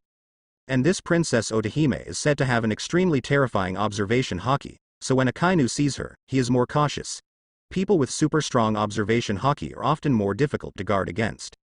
Akainu also greeted politely, "His Royal Highness, Your Royal Highness." After the two parties sat down, Neptune asked Akainu hesitantly, "Mr. Sakazuki, is there anything important for you to come to the Fishmen Island this time?" It is definitely not a trivial matter to him to be able to let Akainu take a trip in person, but there the Fishmen Island is rarely related to marine. The only thing that makes him more nervous is that there the Fishmen Island still belongs to the territory covered by Whitebeard. Isn't Marine here for this? But it's impossible to think about it, because it's been 2 years. If Marine had an opinion, it would have already started action instead of waiting until now. Akainu looked at Neptune and slowly said, "This time I am here, and there are indeed important matters to discuss with His Royal Highness, and this time I represent not only an individual, but also the entire naval headquarters." Upon hearing this, Neptune and Princess Otahime became even more nervous. Naval headquarters is the most powerful military force in the sea, representing naval headquarters. This is not something that can be said casually. Neptune's face was solemn, and Princess Otahime couldn't help but ask first, "Mr. Sakazuki, I don't know what your purpose is this time." Akainu didn't mean anything, and said directly, "I am here today, hoping to reach a consensus with you the Fishmen Island, so that we Marine can set up a new branch in the Fishmen Island and sit in the Fishmen Island." At this time, there were only the Neptunes and Akainu in the main hall. After hearing Akainu's words, the faces of Neptune and Princess Otahime changed drastically at the same time, and they looked at Akainu with vigilance. Akainu naturally noticed the expressions of the two of them, but he did not care, but continued to ask, "His Royal Highness Neptune, Your Royal Highness, how do you feel?" Neptune and Otahime looked at each other, and then Otahime asked, "I don't know why you naval headquarters suddenly wanted to set up a branch in the Fishmen Island. We are just the bottom of the sea. It's not an important place at all." Akainu said, "On the contrary, the location of the Fishmen Island is very special. It is a very important place. The reason why we want to establish a branch here is mainly for the pirates who want to enter the New World from here. We are here to establish the Marine branch, and we will help you deal with the pirates entering the Fishmen Island, the best of both worlds." The best of both worlds. Neptune cursed in his heart, who doesn't know the strength of naval headquarters. If naval headquarters establish a branch in the Fishmen Island, with the power of Marine, at that time, the Fishmen Island will be the master of the Fishmen Island, or the Marine will be the master. "Mr. Sakazuki, this matter is very important, and we still need time to think and discuss it." Looking at Neptune with a dry smile, Akainu knew what he was thinking. "Your Majesty Neptune, please rest assured. We set up a branch in the Fishmen Island mainly to help you maintain order and eradicate pirates. It will never interfere with the affairs of your Murlocs, let alone interfere with the Murlocs. Anything." Even if Akainu said that, the two of Neptune still didn't believe it. If it sounds good, everyone would say, who knows what will happen in the end. Neptune smiled, still not speaking, his attitude was already very obvious. Akainu was rejected in this way, and he was not angry. He still sat there calmly. On the contrary, the Neptune and his wife were nervous and did not understand what Akainu meant. They are afraid that Akainu will attack on the spot. After all, the whole world now knows that Marine Admiral Akainu is powerful. Their Murlocs are not willing to provoke such a powerful enemy. Akainu is famously cruel. If Akainu wants to deal with the Fishmen Island, the Fishmen Island is really critical. And there is one more thing. Now the Fishmen Island belongs to Whitebeard's territory. Although Neptune and Whitebeard are friends, if he let Marine station the Fishmen Island, this is absolutely intolerable to Whitebeard. So no matter from which point of view, letting Marine settle in the Fishmen Island is not the right choice. Neptune's refusal was expected by Akainu, because it was normal. If it were him, he would also refuse. After all, this is his own territory. Who wants to let the enemy's troops stationed in? It's just that since Akainu said this, he naturally had his own plan and confidence. He turned his head to look at Princess Otahime and asked, I also heard about the name of Princess Otahime in Dragon Palace. I heard that you are an excellent leader who loves his people like his son is really not as well known as meeting. If you say this, no one will believe that Princess Otahime may be famous in the Fishman Island, but it doesn't matter if you put it all over the world. Akainu has heard that it is possible, but if he knows it clearly, just there is nothing convincing anymore. Princess Otahime said in a very calm manner, Mr. Sakazuki, I'm really sorry, but we can't agree with your suggestion. The Fishman Island is our Murloc Island, our rare home, and we can't let you in. Akainu said, the problem of humans and Murlocs, I think this has always been the problem of the princess, right? Princess Otahime asked in surprise, how did you know? This is a question that she has always been distressed, so after being asked by Akainu, she instinctively asked it. Don't think she is the princess of Dragon Palace, but the city is really not very deep, especially in the face of what she cares about. When doing things, it is even more difficult to be happy and angry. Discord between Murlocs and humans. This is a problem that has existed for hundreds of years. It is said that it is a discord. In fact, humans look down on Murlocs. According to legend, the Fishman Island was not on the bottom of the sea, but moved to the bottom of the sea to avoid humans. Making these hundreds of years, Murlocs have been living in the gloomy seabed. Most Murlocs have never seen the real sunlight. Princess Otahime has always wanted to change the status quo of the Fishman Island, wanting to let the Murlocs leave this dark seabed and live like normal people, but she has never succeeded, and she has no ideas, so this makes her very distressed. Actually, when Akainu actually mentioned this topic, her interest was naturally raised. Akainu said, about this, maybe I can help you. Princess Oheim frowned and asked, the conditions are what you just said. Akainu said, agree to our marine stationing at the Fishman Island.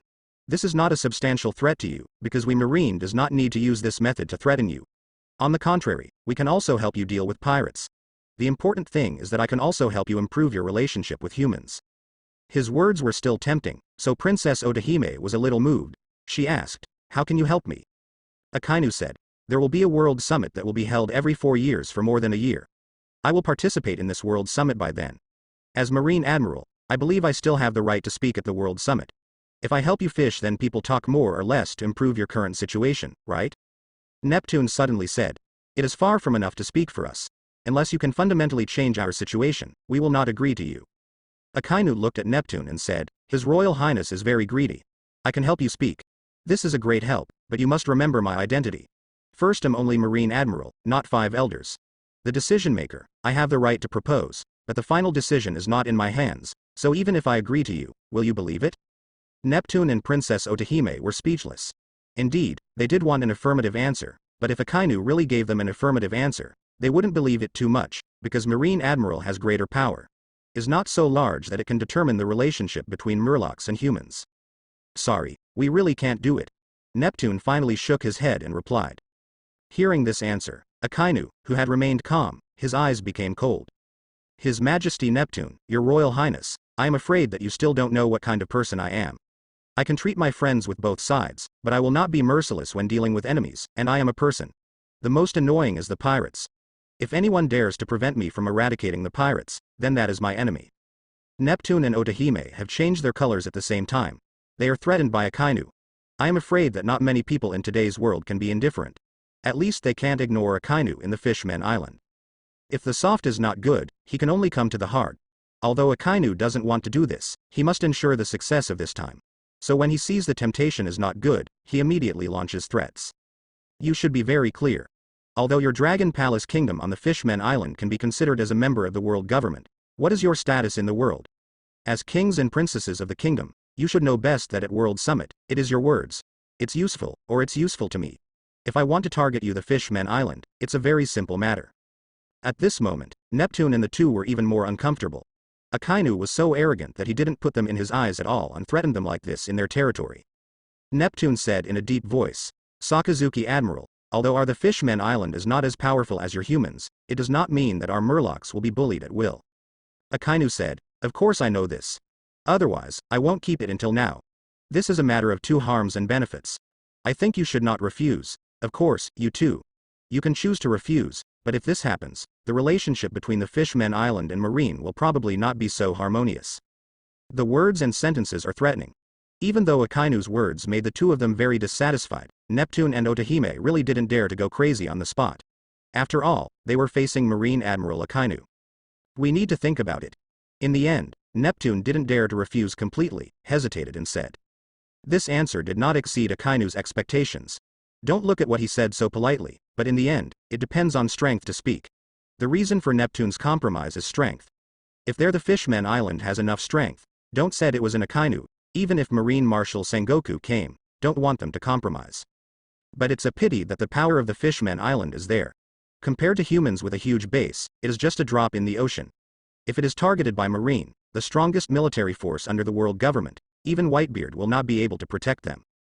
After a day in the Fishmen Island, Neptune sent someone to Akainu to discuss cooperation with him.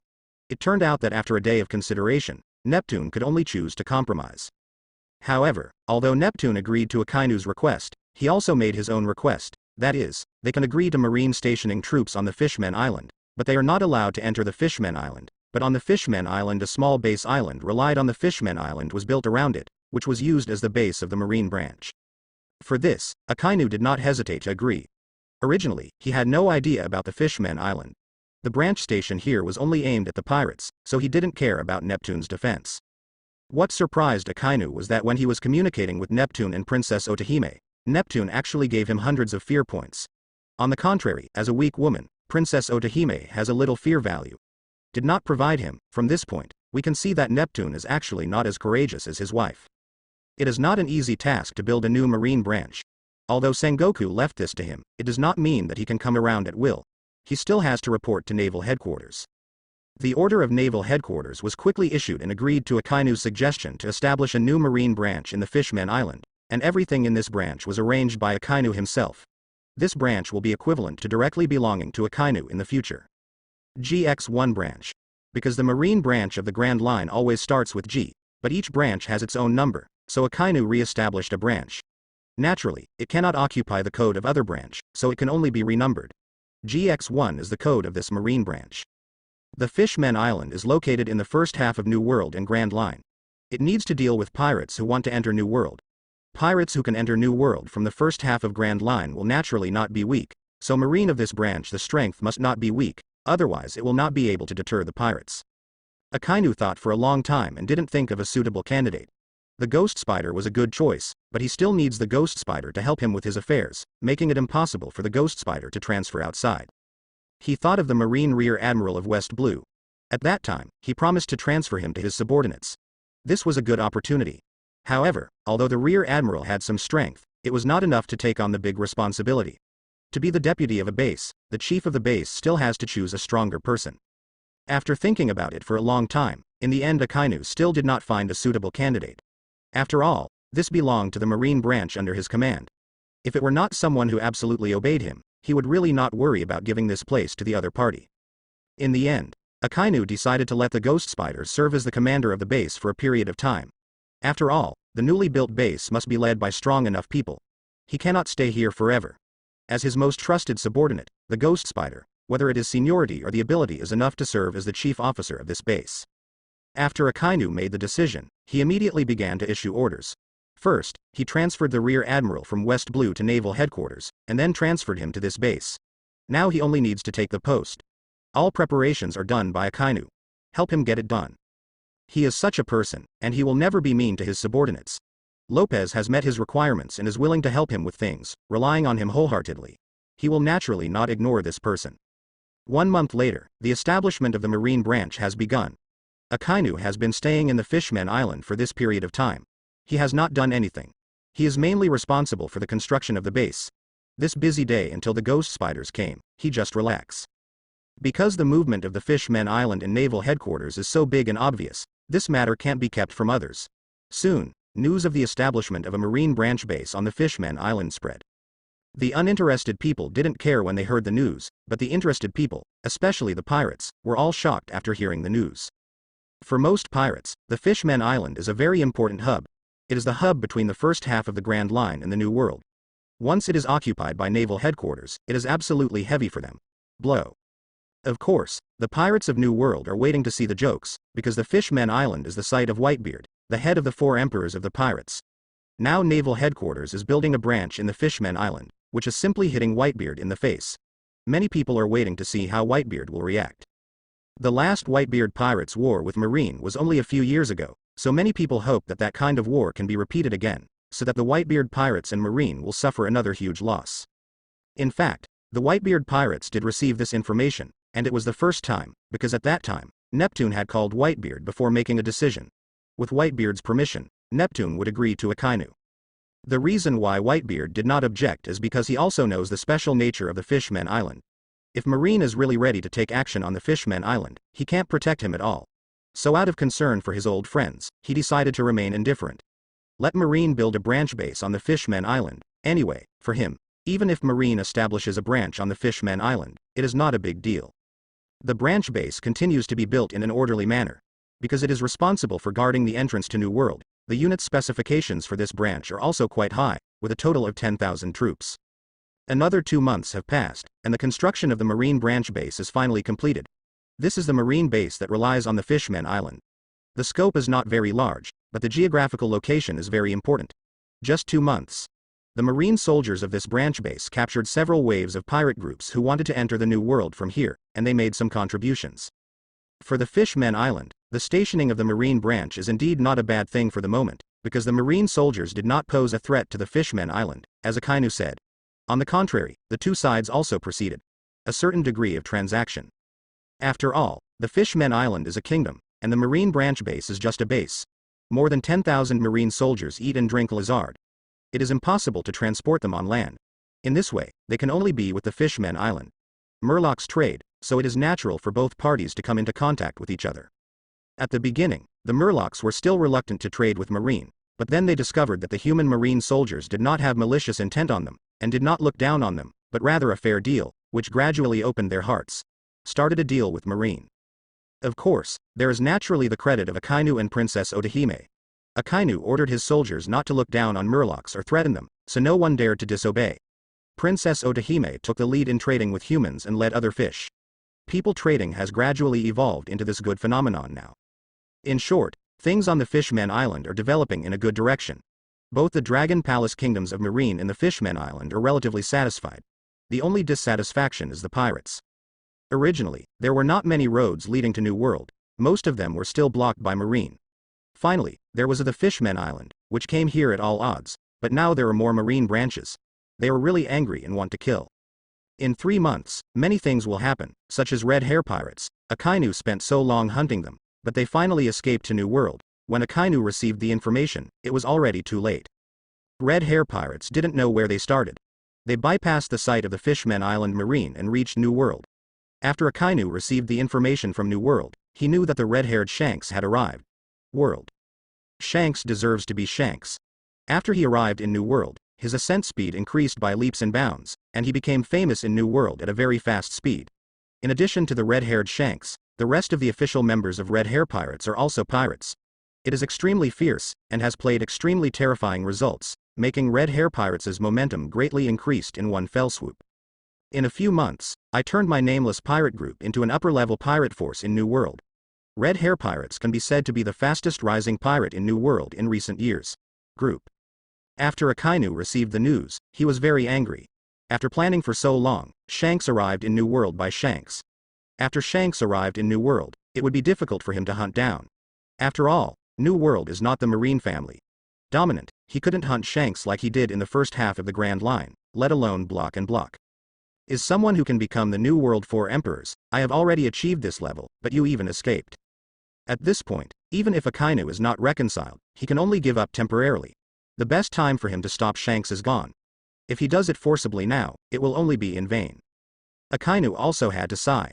Shanks deserves to be a character who can become the New World 4 Emperors, and Roger is not simple, being able to match him before he shows his talent. This vision is also very unique. For Shanks, why Akainu is so entangled is because this person is really scary. Not only is he the youngest in the 4 emperors of the plot, but he is not as powerful as the other 3 pirate emperors. Even so, he was able to sit firmly on the throne of 4 emperors.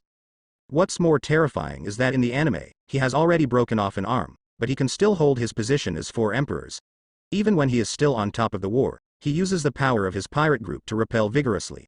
For Beast's pirates, who wants to take advantage of the fire, how can he do this if there is no power that is so powerful that Kaido is terrified? Although Akainu did not know the whole story of One Piece, as far as he knew the story, the red-haired Shanks was definitely the most mysterious among the four emperors, the most unknown of the depths, and he could sit firmly in the position of four emperors even with a broken hand. Before breaking his hand, it must have been even more terrifying. After being unable to deal with Shanks, Akainu no longer thinks about it. Instead, he pays more attention to training himself. Since he can't stop the enemy from becoming stronger, he will make himself stronger than the opponent. No longer in charge of Shanks, Akainu became relaxed again, so the next time he stayed at the marine branch base of the Fishmen Island and continued to be responsible for the development and construction of the base. 1 year passed quickly. In this year, several major events happened in the world, the most notable of which was the birth of New World's fourth pirate emperor. Just as Akainu expected, Shanks did explode his amazing potential after entering the New World. He swept through the pirates who were vying for the position of the four emperors with thunder, and became the fourth in New World. A pirate emperor. After Shanks became the last pirate emperor, the New World four emperors finally gathered and caused a sensation throughout the world. At the same time, within the sphere of influence of the pirate four emperors, the control of marine and world government was already very weak. New World officially ushered in the era of the four emperors, and the era of the great pirates has also ushered in its peak. Countless pirates have been invested under the four emperors, making the already very powerful four emperors pirate group even stronger, even if it was the world government that was also fearful, for fear that the pirate four emperors would join forces to dominate the New World. At that time, even the world government would be difficult to stop.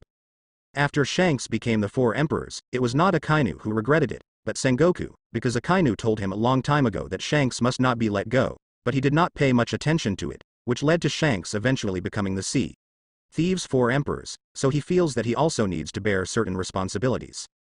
After Shanks became the pirate four emperors, an interesting thing happened. He met a small famous swordsman, and the two had an earth-shattering swordsmanship duel. It is said that this duel went well. For a long time, the two sides ended in a tie. That's right. This swordsman who drew with four emperors Shanks is the man with the strongest black sword in the world, Hawkeye. Before the decisive battle with Shanks, Hawkeye had a small reputation, but it was far from reaching the level of the world's #1 swordsman afterwards, and even the name was still far behind. However, after this battle, Hawkeye's name spread quickly, and he was able to tie the four emperors Shanks in swordsmanship. This record was enough to make a sensation in the world, especially after this battle.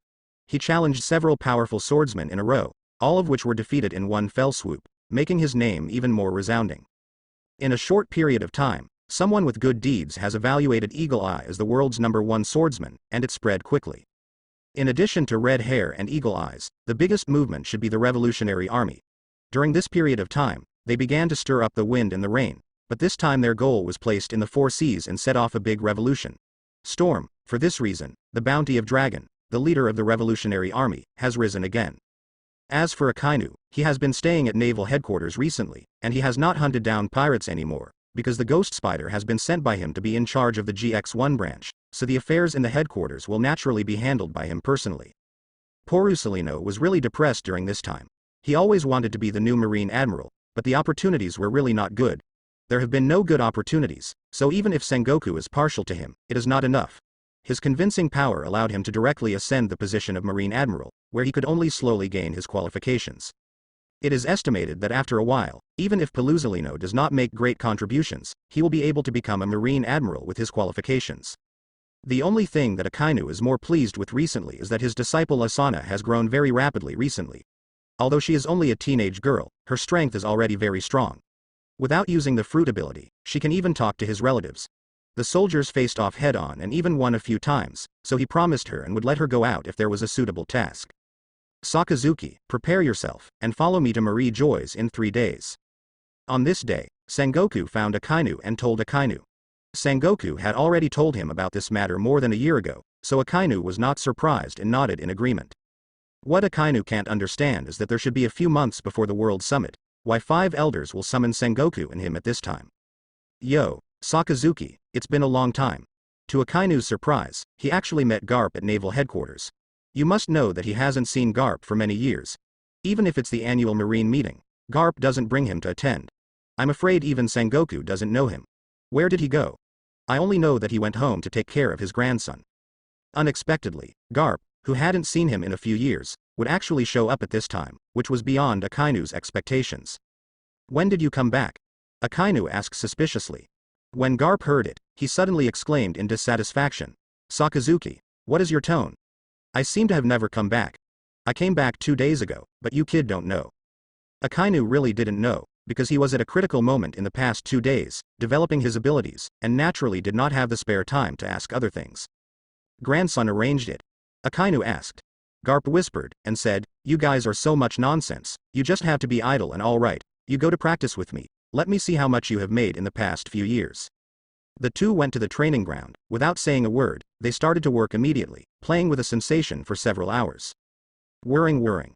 Garp sat on the ground and gasped, staring at Akainu in surprise, and said, Sakazuki, you kid, I haven't seen you in a few years. You made it so powerful. I almost couldn't beat you. Now, how did you train and how can you improve so fast? He was really surprised, because when he first fought, he had no choice but to take Akainu. He couldn't beat Akainu with a lot of effort. Although the previous Akainu was also very strong, he was definitely not as strong as that. I haven't seen Akainu in this year. Akainu is already so good, and everyone will be surprised. Akainu said faintly. Naturally, as usual, normal training, it is not that I improve fast, but you have not improved. Is that right? Garp scratched his head with a puzzled expression. Although he hasn't trained as hard as he did when he was young, his strength is not regressive, so he is more inclined to make Akainu's progress too fast. Of course. Akainu calmly took out a donut and threw it to Garp. This was something he used to do often, but this time his expression was a little weird, and Garp didn't notice it. Garp took the donut naturally, picked it up and stuffed it in his mouth, chucking it. Why are you looking at me? After eating a few slices, Garp noticed that Akainu's eyes were a little weird, so he asked vigilantly, and put the donut aside. The meaning was obvious, this is mine, you don't want to eat it. Akainu didn't care at all, but still stared at Garp. He used food enchanted before, so he could swim under the sea, so he felt that the food enchantment effect this time must also be effective. He wanted to see the effect produced by Garp. About 3 minutes later, Garp finally changed after eating the donuts. His face that had been ruddy in the previous battle became redder, and his eyes became a little weird. Garp twisted his body and said strangely, how do I feel something is wrong with me? Akainu was shocked and asked, what's wrong? Garp said, it feels like my whole body suddenly burst into flames and becomes very hot. Could it be that I haven't participated in a battle for a long time, and that's why this happened? With that, he jumped up suddenly, then pointed at Akainu and asked, Sakazuki, what did you do to me? Akainu didn't answer, but stared at Garp's lower body with a smile. Garp looked down with some doubts. This look made him jump up and then turned his back immediately. Sakazuki, what did you do to me? Akainu replied with an innocent look. I didn't do anything, don't you think I will trick you down? Garp is not an idiot. Although Akainu does not admit it, he can be sure that he has such a situation and cannot be separated from Akainu. The culprit of all this is Akainu. What? The feeling of burning body is really uncomfortable, even if it is an iron-blooded man like Garp, he can't help but scream, then turn around and run. Sakazuki, you kid wait for me, I won't let you go. Seeing Garp running in a panic, Akainu nodded in satisfaction, and said, yes, it seems that the effect of this enchantment is really good. Even people like Garp can count it. He just saw the changes in Garp's body most clearly, the effect appeared in just a few minutes, and it was also very strong, which showed that the attributes of enchanting were really very powerful. Hey, I don't know how this old fellow Garp will solve this lustful problem. Thinking of Garp just now, Akainu is really full of interest. I want to see how Garp will solve the problem of not falling the golden gun in the future. Don't look at Garp already so old, but because of his physique, he should still be able to fight. But to Akainu's disappointment, when he chased him up, he found that Garp rushed directly into the sea, thumping and flopping in the sea alone. This scene really disappointed him. He thought that Garp, an old pervert, would go to a woman to solve it. He didn't expect to be willing to hide and solve it by himself. This made him one less source of increased fear, it's just that. As a result, Garp might be weak for a few days. After experimenting with the effect on Garp, he naturally reluctant to take out the remaining enchanted food. These foods seem ordinary, but they can have very important effects at critical moments. 3 days later, after Sengoku and Akainu were ready, they headed for the holy place Marie Joy's in a warship. This time, only the two of them went to Marie Joy's. On the way, Sengoku told Akainu about Marie Joy's. For most people in the world, Marie Joy's is a very mysterious existence. There is a holy place where celestial dragons live. Even the highest level of marines such as Sengoku and Akainu, it is generally not allowed to enter Marie Joys at will. Once they were able to go to Marie Joys because they were summoned by 5 elders. Mariajoy is the sacred place of the world government, where the celestial dragons live, and the power center of the world government. This is the first time Akainu has come to Marie Joys. He found that Marie Joys is indeed very prosperous, and there are also a lot of people, especially the magnificence of the whole city, and it is not comparable to ordinary towns. Akainu followed Sengoku to the location of 5 elders. Even if they were their identities, they were not allowed to wander around in Marie Joys. 5 elders. After Sengoku saw 5 elders, he immediately greeted him, and then saw the army commander Kong on the side, also greeting him. This is the first time Akainu has seen 5 elders officially. These 5 people are just like an anime. Except for a sword-wielding old man in a Taoist robe, the other 4 people are all dressed in suits with serious expressions. 5 elders glanced at Sengoku, then looked at Akainu. The bald old man in robes and a quaint long knife in his hand looked sharply at Akainu and asked, "You are the new Marine Admiral, Akainu?" As the head of the world government, 5 elders is no stranger to Akainu, but it is the first time to meet officially, because although Akainu's Marine Admiral status is very high for ordinary people, it is only for 5 elders. It's just a stronger subordinate, and it's not worth mentioning when he hasn't become Marine Admiral before. 5 elders is looking at Akainu, and Akainu is also looking at 5 elders. These 5 people are a little different from what he imagined. As the controller of the world government, it stands to reason that the superiors have more extravagance, but the 5 elders in front of you, although they are already old people, they all exude a sturdy momentum. There were more or less scars on his body, and he knew it was left in the battle at a glance. As far as Akainu knows about the plot, the information on 5 elders is still very scarce. They only know that they have a high level of power. They are representatives of celestial dragons, and their position is the highest official in the world government. But what is the origin of 5 elders and who they are? He really doesn't know. He used to think that 5 elders was only in power, but now it seems that it's not that simple. These 5 people are very powerful, obviously not only the person in power. I am afraid that he has a certain strength, otherwise it is impossible to exude such a sturdy momentum. And in Akainu's view, 4 of these 5 people are in suits, but they are somewhat similar to the costumes of the CP0 organization, and 5 elders is the spokesperson of celestial dragons, and the CP organization is only an organization loyal to celestial dragons, maybe both. What does it matter? Of course, Akainu secretly guessed all of this, and he naturally wouldn't reveal anything in front of 5 elders. I am Akainu, and you are 5 elders. Although the status of 5 elders is very high, Akainu has no respect for them. These people are just puppets, and he is now also Marine Admiral. Even if he is not as good as 5 elders, there is no need to kneel and lick each other. Sengoku's attitude is no surprise to Sengoku. Instead, 5 elders looked at Akainu with dissatisfaction. They have been in a high position for so many years, and most people usually respect them very much. The Akainu in front of them is still mentioned by them, actually speaking to them in this tone. Sora is constantly winking at Akainu. He has been in Marie Joys for a long time, and naturally understands the power of 5 elders very well. It is not good to say that, except for celestial dragons, 5 elders can deal with anyone. Even if Akainu is Marine Admiral, 5 elders is really going to be offended, and 5 elders has some ways to deal with it. Sora believes that Akainu is his strength in naval headquarters, so naturally he does not want a conflict between Akainu and 5 elders. The old man wearing a dark blue suit, long white hair and a long beard said in a deep voice, "Sakazuki, I know your skills and abilities. In the past few years you have become Marine Admiral, you have done very well, but there are also many shortcomings. After using so many resources, he did not get rid of the red hair in the first half of the Grand Line, making him one of the 4 emperors. Do you know the serious consequences of this incident? For 5 elders, there are not many things in this world that can make them angry, but the emergence of New World 4 emperors really made them angry to the extreme. At the same time, they also know that the proposal of 4 emperors ultimately originated from Akainu, so they are more or less dissatisfied with Akainu in their hearts, and now Akainu's attitude makes them even more unhappy. Although Akainu's senses are not very good, 5 elders did not say it clearly, but said, "Sengoku, it will be World Summit soon. This time, your Marine will be responsible for the security of the periphery." Sengoku suddenly raised his brows and asked, "Isn't the Holy Land responsible for itself in the past? Why do you use us this time?" In addition to discussing major events in the world, World Summit is also an important meeting used by the world government to expand its momentum and show off its strength. Therefore, every meeting is arranged and guarded by the Holy Land, and it is rarely used in naval headquarters. 5 elders didn't speak, and the person on the side said, "It's because of the Revolutionary Army.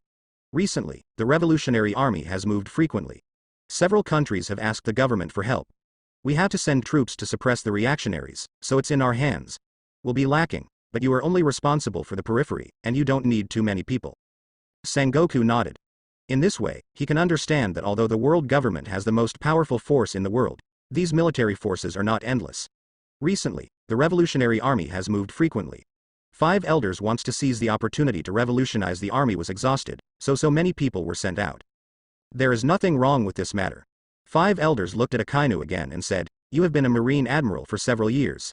You can also participate in this World Summit. Being able to participate in the World Summit is a very glorious thing for most people, but for Akainu, he actually does not really want to participate in this World Summit. After all, even if he can participate this time, he is only acting as a supporting role and cannot participate in major decisions at all. He really doesn't want to participate in such meetings that are swayed by others. But no way. This time he was named by 5 elders, even if he didn't want to. After 5 elders spoke a few words with Akainu, they told him to leave first, leaving Sengoku behind. Obviously there were other important matters to discuss.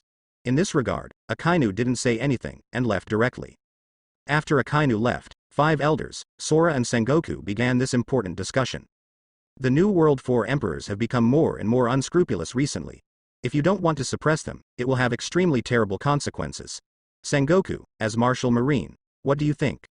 Sengoku looked serious and didn't answer immediately. If there is a good way, he won't wait until now. New World 4 emperors has full wings. Even if he is Marine Marshal, now he can only watch the Pirate 4 emperors arrogant, not at all. Dare to do something with them. The bald guy, one of the 5 elders, said dissatisfied. Sakazuki is responsible for all this. If he hadn't mentioned the Pirate 4 emperors, how could it have evolved into this situation? The others didn't speak, and even the bald guy himself knew very well that he was just deliberately implicating. The appearance of the Pirate 4 emperors did have part of Akainu's responsibility, but in the final analysis, it was actually the evolution of the era of the pirates. Without Akainu's spoiler, the Pirate 4 emperors might still be born. The only difference is that it may be replaced by another name. To blame Akainu for this matter is really not convincing. Seeing that Sengoku was silent, the old man with white curly hair in a black suit and white curly hair in one of the 5 elders spoke up and said, Marine is a military organization to deter pirates and eradicate pirates, but now the power of pirates has faintly covered Marine. So we must find a way to solve this problem. Sengoku, since you can't think of a way by yourself, then follow our method. Sengoku frowned and asked, what is a good way for you? As Martial Marine, facing the 4 emperors of pirates, he is actually the one who is most anxious. After all, the appearance of 4 emperors of pirates, to a certain extent, is that Martial Marine did not do his job, so he wants to solve the sea more than anyone else. The problem of Thief 4 emperors. It's just that the climate of the 4 emperors of the pirates is already established, and he couldn't solve it at the time of the 3 emperors, let alone the gathering of the 4 emperors. He has considered for so many years, he has not thought of an effective and feasible method, so now he heard that 5 elders actually has a way, naturally very surprised and curious. As the old man before, he said, since the 4 emperors of the pirates can no longer be eliminated, then find a way to contain them so that they can no longer do whatever they want with such unscrupulousness. Sengoku said, this thing is easy to say, but it's not that easy to do. There is a way. We have initially thought of a plan. Since the pirate power has expanded to this level, we will use the pirates to restrain the pirates and let them fight themselves. Sengoku didn't understand too much, and asked, you mean, let the 4 emperors fight in fight? This is unlikely. After he finished speaking, he shook his head immediately. The 4 emperors of the pirates are smart people, and they all understand the current situation. Sora explained at this time.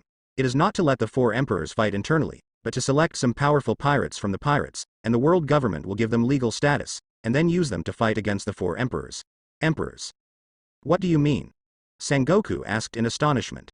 Sora said, we want to set up an organization for 7 warlords of the sea, and choose 7 great pirates from among the pirates.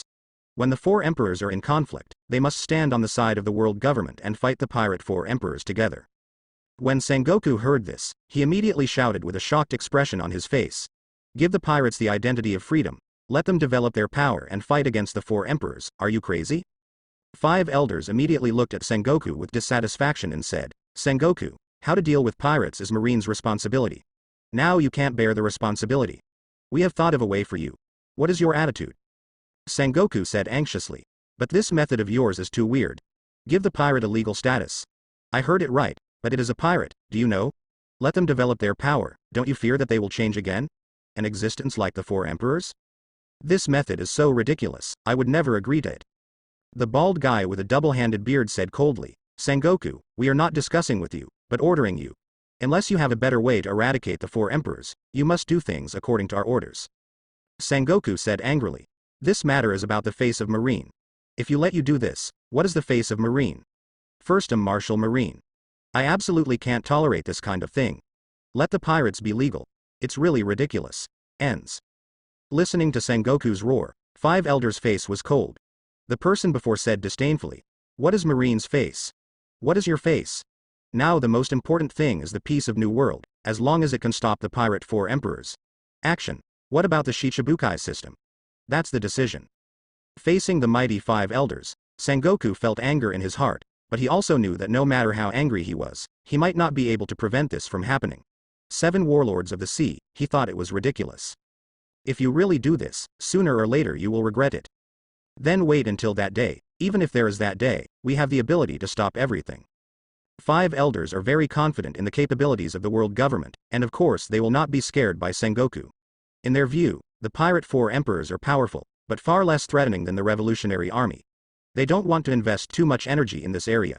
So this 7 warlords of the sea system was created and the pirates went to the civil war on their own.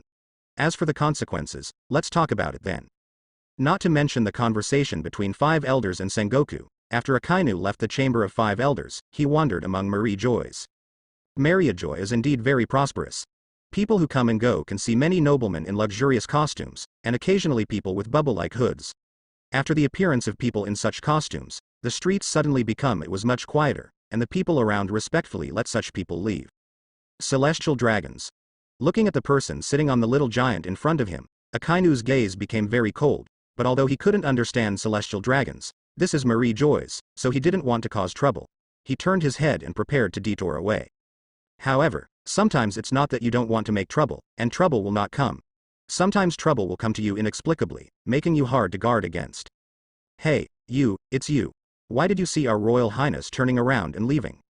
Akainu turned around and walked a few steps, and suddenly rushed to a few bodyguards in black suits. They surrounded Akainu and one of them yelled at Akainu. As Marine Admiral, Akainu has never been scolded so much in the past few years, especially these bodyguards who look like ants in his eyes. This is also in Marie Joy's. If he changes to another place, he must teach well. How do these people behave? Then what do you think I should do? Akainu's eyes narrowed. He knew the trouble was coming, but he didn't panic. Even celestial dragons. He is now Marine Admiral, Marine's most important combat power. Even if it is the world government, there is no suitable reason. Before, there was no way to deal with him. While talking, the celestial dragons with the bubble headgear came over riding a giant. This celestial dragons is a young man in his 20s, and he looks pretty good, but the stubbornness is very obvious, as if the whole world is only he is the only one. But what Akainu cares more about is the giant race under the celestial dragon's seat. This giant has been arching his waist and has a cushion on his body. He is obviously a person, but now he is doing a mount. The giant has bloodstains on his body, even though he is so insulted, but he did not dare to resist. Slave. Akainu sighed slightly in his heart, and mourned for the giant in his heart. Why don't you see my highness salute? Celestial dragons sits on the giant, and the height is even higher than Akainu.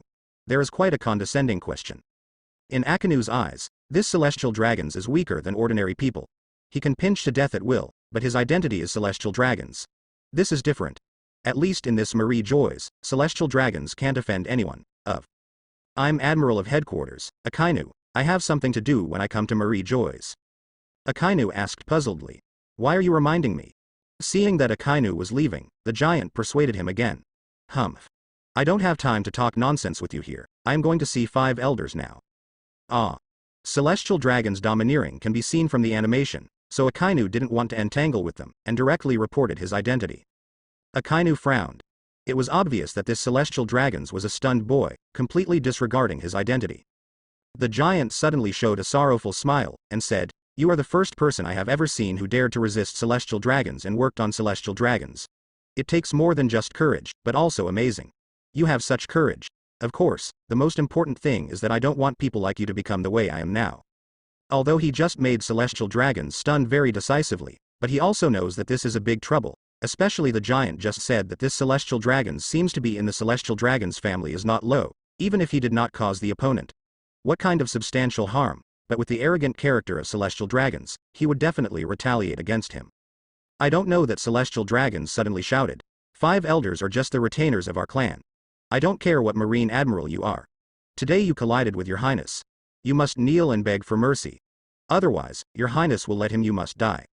He has really seen the dominance of celestial dragons. He admits that celestial dragons has a high status, but it hasn't reached the level of ignoring 5 elders in marine admiral. 5 elders is celestial dragon's retainer. Maybe it's right, but that depends.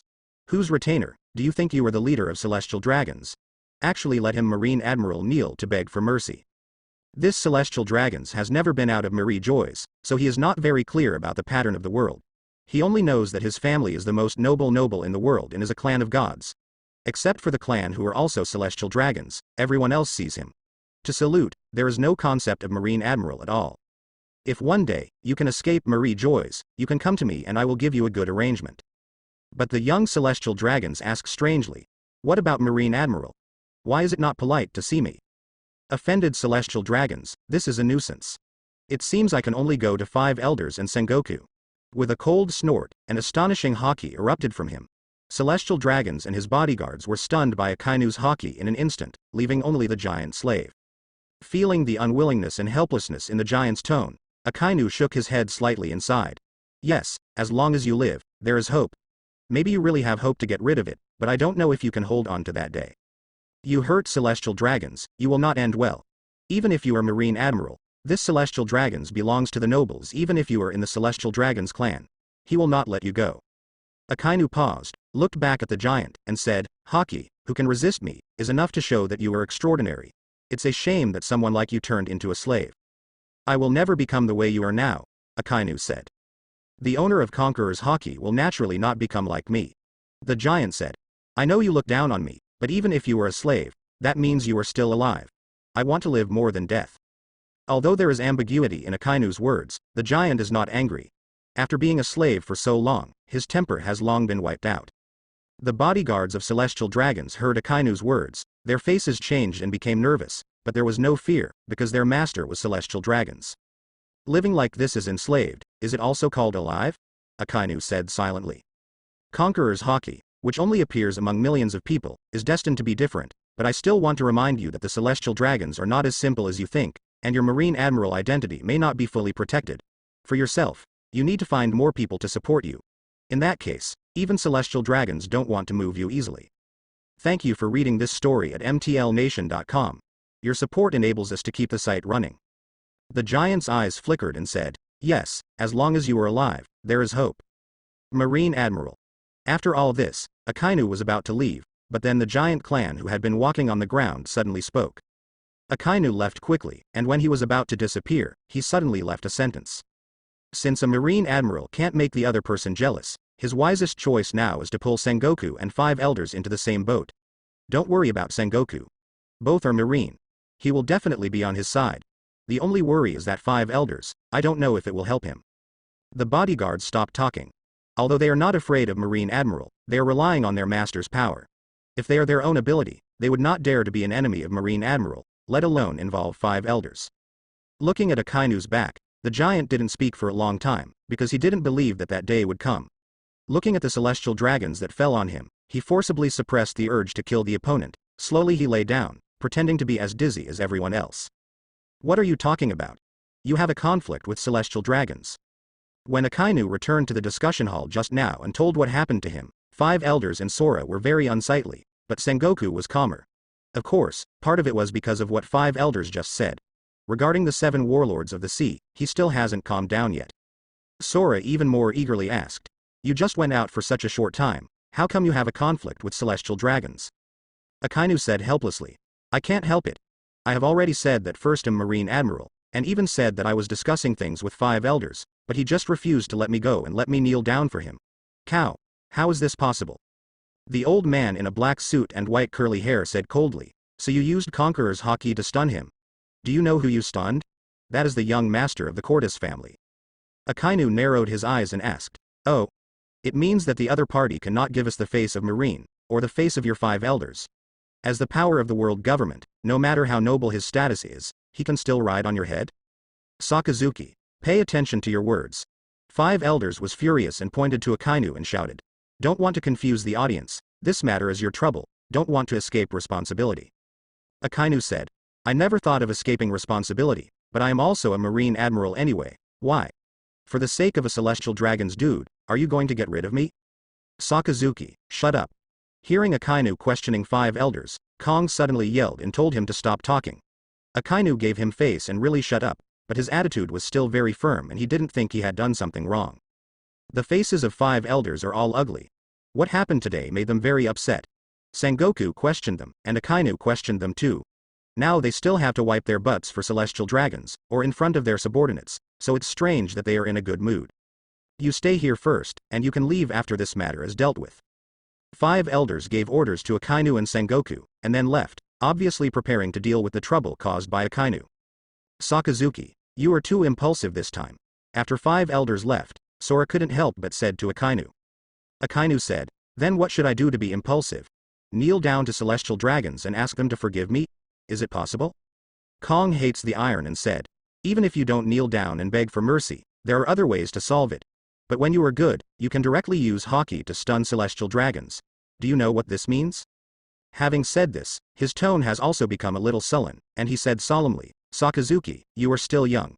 Some things are naturally unfamiliar, but this is the case in this world. The position of celestial dragons is unshakable.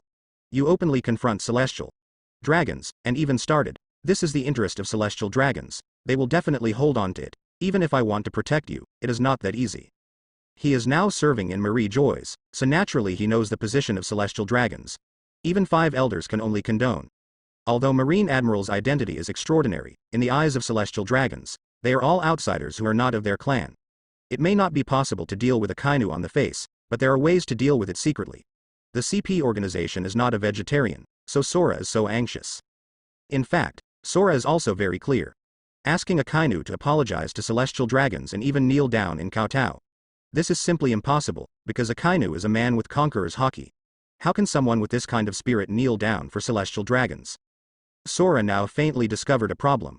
When he was Marine Marshal before, he felt that Akainu's possession of conqueror's haki was a good thing, which could improve Marine's strength.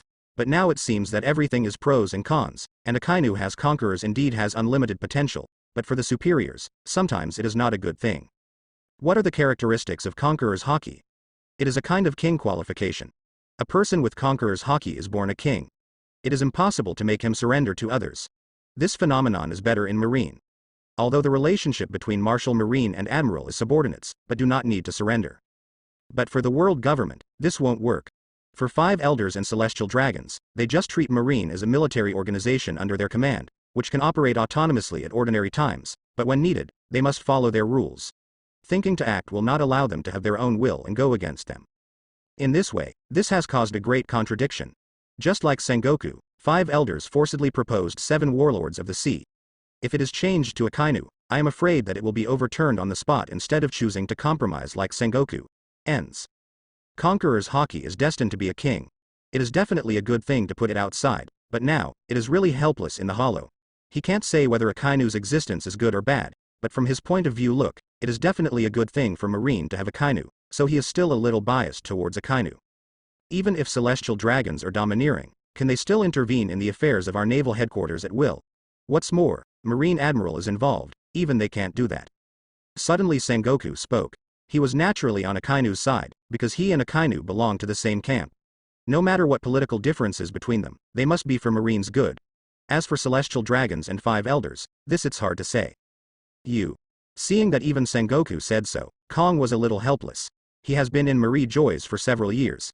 He has already figured out the situation of Marie Joy's. He now says he is the commander-in-chief of the whole army, but in fact he is directly serving in the world government. He knew very well about the power of celestial dragons, so he felt that Akainu's approach was reckless. Don't worry about this matter too much. Five Elders should take care of it, but Akainu, you may be a little wrong. Akainu said lightly. As long as I am not asked to apologize to celestial dragons, it doesn't matter if I get punished. Void sighed helplessly. You two are really shouldn't call you over this time. Hearing the words of Sora, Akainu was surprised. He asked Sengoku, Marshal Sengoku, why? What is the conflict between you and Five Elders? He found something wrong with Sengoku when he came before, but he didn't have time to ask. and now he hears Sengoku say this again. It shows that there must be some conflict between Sengoku and 5 elders. This matter has been compulsorily decided by 5 elders, so even if Sengoku is dissatisfied, he has no choice but to hear Akainu's questioning. He is very unhappy and said, in order to curb the New World Pirate 4 Emperors, 5 elders actually proposed the absurd decision is to use pirates to deal with pirates, give the pirates a legal identity, and let them form forces to fight against the Pirate 4 Emperors. And also preparing to give the pirates a high status, elect 7 great pirates, and form 7 warlords of the sea. 7 warlords of the sea. Akainu was shocked when he heard Sengoku's words, but his dissatisfaction was different from Sengoku. He was shocked that the 7 warlords of the sea system finally appeared, and it was still a direct order from 5 elders. 7 warlords of the sea was decided by 5 elders. Akainu asked with some confusion. The Shichibukai in the anime was indeed proposed by the world government, but what Akainu did not expect was that this time 5 elders actually directly ordered Sengoku. Even if Sengoku opposed it, it also compulsory execution. Sengoku said uncomfortably, yes, give the order directly, even if you don't even have room for objection. 7 warlords of the sea, choosing 7 great pirates to fight the 4 emperors, sounds good, but since they are pirates, how can they be controlled? Trouble.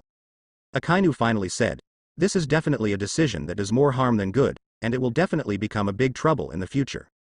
He is someone who knows the story of One Piece, so naturally he knows the future direction better than anyone, and he also knows the changes in 7 warlords of the sea in the future. At the beginning, Shichibukai did have a certain effect and balanced the 4 of One Piece. The relationship between emperors and marine gave both parties a step down, without letting them directly conflict. Only later, Shichibukai has become a source of chaos.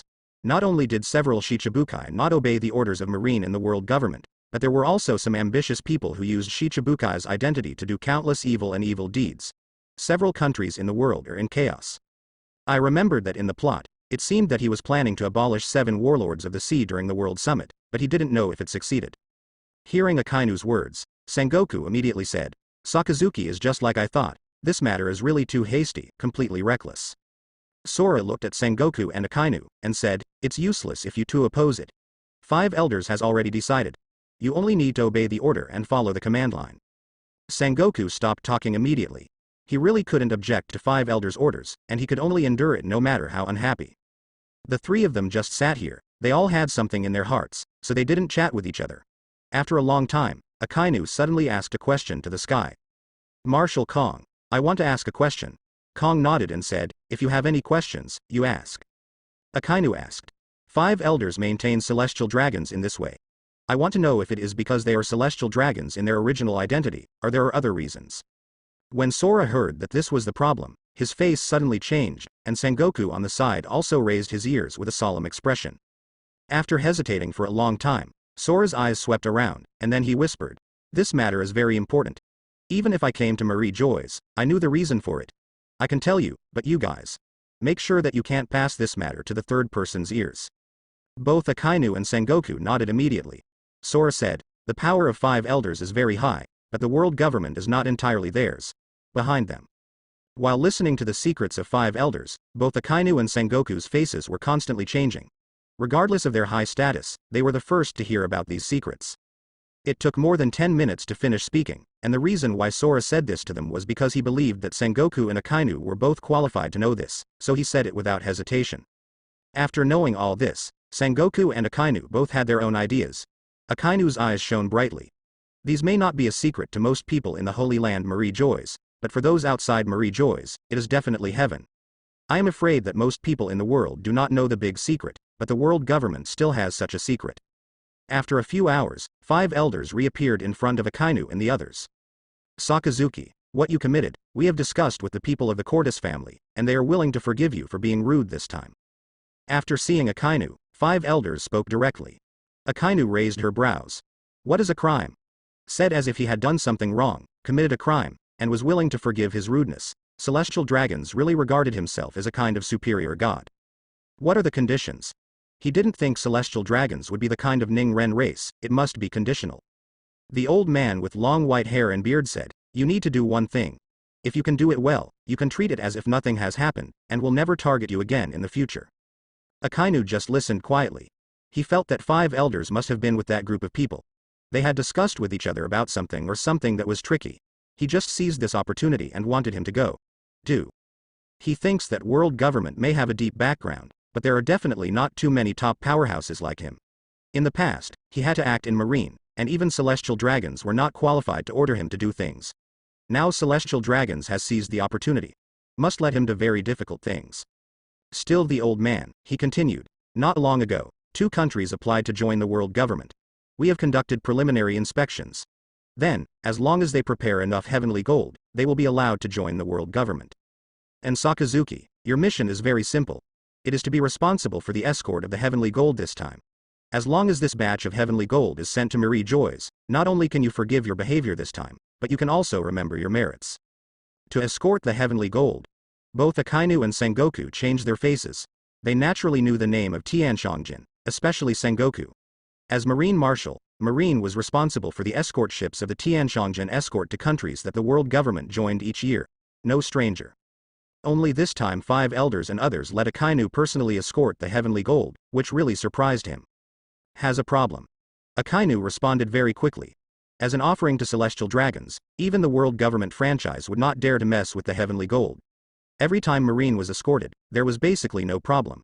But now they actually want to let he, Marine Admiral, did such a small thing himself. Obviously there was a problem. It is naturally impossible for him to watch his being pitted and ask. The heavenly gold can be escorted by others, why should I go personally? The bald guy from one of the 5 elders said coldly. Let you do it, you just do it. Where are so many problems? This time the heavenly gold is very important, you must send it to Marie Joy's intact. If there is a problem in the middle, if you do, you have to take all the responsibilities. 5 elders is indeed very overbearing. They don't ask Akainu questions at all, and give orders like commands. At this moment, Akainu felt the same as Sengoku before. They were all strong men who stood on the top of the sea. They were commanded in such a commanding tone. Sengoku was a little better, but Akainu really couldn't stand it. What if I disagree? Akainu said coldly. 5 elders did not expect Akainu to say such a thing, and suddenly shouted angrily. If you disagree, then we will hand you over to the Cordes family, and your position as Marine Admiral will be very difficult. Sit firmly. Seeing that Akainu and 5 elders actually stood up, Sengoku and Sora were quite nervous. They were both worried about Akainu. 5 elders was their boss. They couldn't help it. Akainu is also Marine's future. They don't want to be in the future. Before Akainu's complete rise, it was because of these things that went wrong. Sakazuki. Sora yelled at Akainu, and then said to 5 elders, I agree to this matter for Sakazuki and promised that he will complete it smoothly. For Sora, Akainu is very grateful. Regardless of whether the other party intends to use him or not, he can become Marine Admiral in a short time and develop smoothly in naval headquarters. It is inseparable from Sora's support. Sora has the support of him. The kind of support, so he is very grateful. At this time Kong agreed to this matter for him. No matter how dissatisfied he was, he would not refute Kong openly at this time, but was silent, which was considered tacit approval. After getting the reply, 5 elders directly issued an eviction order and said, okay, you can leave. As for Sakazuki, the order will be communicated to you at that time, and you must do it well. Originally, Akainu had some expectations for this trip to the Holy Land, but in the end it turned into this. He was really upset in his heart. Like him, Sengoku was also very upset. They could be said to have come here on excitement. After Sengoku and Akainu returned to Marineford from Marie Joy's, they started to get busy.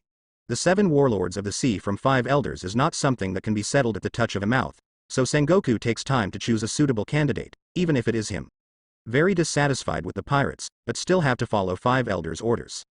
As for Akainu, he stayed at naval headquarters and waited for 5 elders' orders. Heavenly gold could be shipped to Marie Joy's at any time, so he still had to execute it even if he was uncomfortable. He didn't wait long. A few days later, Akainu received an order from Marie Joy's, asking him to take people to transport the heavenly gold immediately. This time, Akainu is mainly responsible for the 2 joining countries that are preparing to join the world government. Both countries are in the first half of the Grand Line. In the past few days, he has also learned a little about these 2 countries. These 2 countries are also considered medium kingdoms in the first half of the Grand Line. They used to be independent, but they have not developed very well in recent years. Moreover, because they are close to islands, they are often harassed by pirates and their national power is getting worse and worse. There have even been many reactions within the country. So they are preparing to join the world government, hoping to borrow the power of the world government to help them stabilize the country, because as long as they become a member of the world government, the marine forces under the world government can settle in this country, and they can also rely on the power of marine help them resist the pirates. It's just that it's not so easy to become a member of the world government. In addition to making announcements around the world, it also has to fulfill a lot of obligations, such as the call from the world government, and provide celestial dragons with a large amount of money every 4 years. Heavenly gold, this wealth is very amazing, even a country needs to bear great pressure. In the kingdom of Costiga, Akainu followed the warship to the port. This is where the kingdom of Costa Rica handed over the heavenly gold. This master marine should be the one responsible for escorting the celestial gold. I am the Minister of Foreign Affairs of the Kingdom of Costiga. This time I am the one responsible for handing over to you. The man who was talking was a man in his 40s with a big smile, and his attitude towards Akainu was very polite and friendly. Akainu nodded and said, "I'm Marine Admiral Akainu, how are you preparing for Tianshenzhen?" Marine Admiral. The Minister of Foreign Affairs was shocked when he heard that Akainu was Marine Admiral. Although he did not know how the heavenly gold of other countries was escorted, he would definitely not be dispatched by Marine Admiral. "Why, there is a problem?" Akainu asked. The Minister of Foreign Affairs recovered, and immediately shook his head and said, "No, there is no problem, but I didn't expect it." Akainu was upset at first, but now he even snorted and said, "Don't talk nonsense, just hand it over." Hearing this, the Minister of Foreign Affairs suddenly looked a little embarrassed. Seeing that his expression was different, Akainu asked, "Another question?" The Foreign Secretary said embarrassingly, "There are some problems. We haven't finished raising the heavenly gold, and there are some untouchables who refuse to pay. We are now communicating with them. Take me to see." Akainu frowned. From this person's tone, he knew how the country's so-called heavenly gold came from. Obviously it was taken from the hands of civilians. He used the money of civilians in the country to pay the heavenly gold and join the world government. The nobility of this country is really sinister enough. The foreign minister hesitated, but quickly agreed, and then took Akainu and his group to the town. Next, Akainu really saw the life of the low-level people. It is hard to imagine that those poor people have already lived in the wild on the roadside. The small makeshift tents can curl up several people, but the soldiers of the kingdom still follow them savagely, ask for taxes, or even fight without paying, to drive them farther. The first time I saw this kind of scene, Akainu almost broke out, but in the end he forcibly stopped his anger, and the Minister of Foreign Affairs of the Kingdom of Costiga paid no attention to it, so he brought Akainu's knowledge. Those tragic scenes, it seems that they are not worried about Akainu's reaction at all. Perhaps in their eyes, this kind of scene has long been used to them, and they also think that Akainu has also used it. I saw a total of more than a dozen places, each of which was very tragic. I saw that Akainu became more and more angry, but the more so, the more calm he became, because he knew very well that this is Costiga. Even if he can help those miserable civilians once, he cannot help them forever. After all, this is not his country, and it is not his turn to call the shots. He has been in this world for many years. He has seen too much about the darkness of this world, and there are even more tragic scenes than what he sees now, but he is no longer the old Aemon, nor has he become cold and ruthless. It is that he knows his own ability and cannot change everything as he wants. Sometimes he forcibly intervenes, but it will have the opposite effect. At this time, Akainu and the others waited for more than 10 days. 10 days later, all the heavenly gold of the Costiga kingdom was gathered and handed over to Akainu and the others. Then Akainu and the others went to the next country. It's just that this trip to the kingdom of Costa Rica gave Akainu more insights into the darkness of this country. Although this country was already dark, in order to join the world government, the forcible collection of heavenly gold made this country even more so. The darkness. The nobles are aloof, the Jumans wine and meat are smelly, but the civilians have frozen bones on the road, even eating is a problem, and they have to suffer from the exploitation of the country. This also made him understand a truth: no wonder the dragon's revolutionary army can rise so fast. If the whole world is like this, the civilians will be forced to desperate, they will certainly come out to resist. The rise of the revolutionary army can only be said to be taking advantage of the situation. This country is decayed. If this is the case for the world government franchise countries, then the second country that wants to become a member of the world is the Kingdom of Alaria. Compared to the previous Costiga kingdom, the Kingdom of Alaria is more cruel, but this time Akainu did not go to see how the kingdom was conquered. Minjiman anointed, but just waited for them to send the heavenly gold. After the celestial gold of the two countries were completed, Akainu was ready to send the celestial gold to Marie Joyce.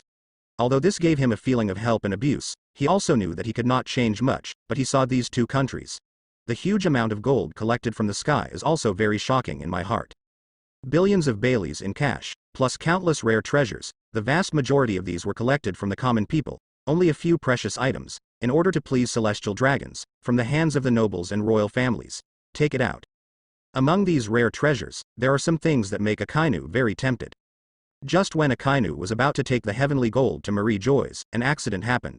A group of members claiming to be CP0 found him and asked him to deliver the heavenly gold to them. 5 elders. What do you mean? You said before that I was responsible for the delivery, but now you are sending someone to ban me. What do you want to do? If CP0 came to take over at the beginning, he would definitely be very happy, but now he has done almost the same, but CP0 somehow came to take over and asked him to be their deputy. How could he be able to? I accepted, so I called 5 elders the first time, and I questioned them very uncomfortably. Sakazuki, pay attention to your tone. Do you know who you were talking to? 5 elders who answered the phone snorted very dissatisfied, and then explained, this incident is an accident. We have obtained intelligence. The people of the Revolutionary Army seem to be eyeing this batch of heavenly gold and are preparing to rob the heavens. Kim, that's why CP0 will be sent to take over. As for you, follow them, be responsible for maintaining safety and assisting them. Akainu was surprised when he heard 5 elders talk about the Revolutionary Army, but then 5 elders asked him to help CP0 as an assistant, which made him dissatisfied. This is absolutely impossible. If it is a revolutionary army, I can agree to accompany it, but it is impossible for me to follow CP0.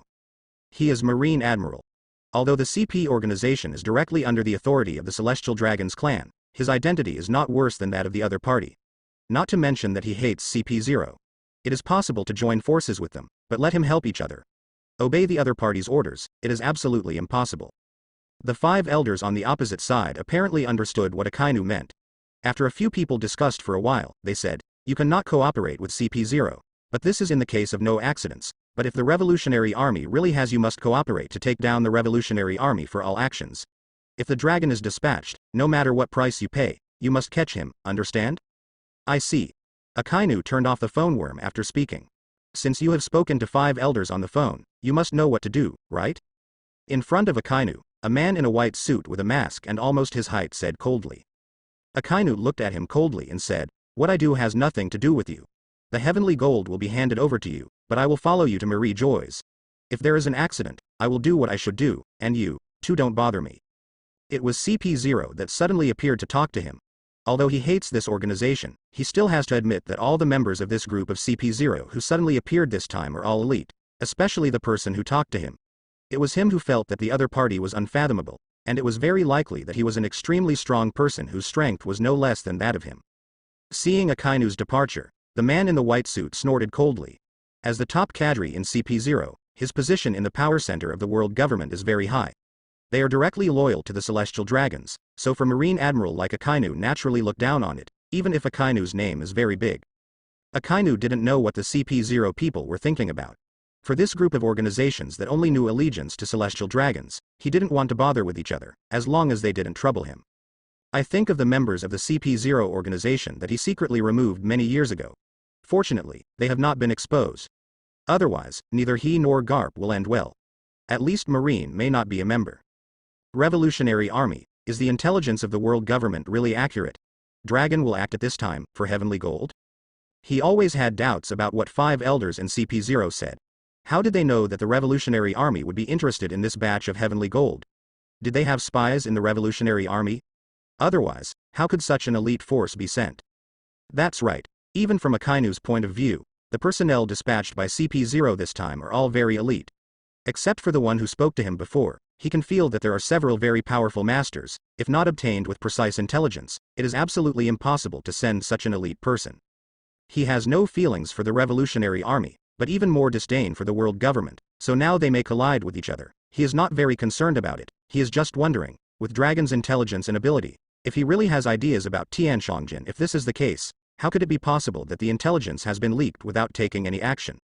It seems that I underestimated the spies of the world government. After much deliberation, there is only this kind of view.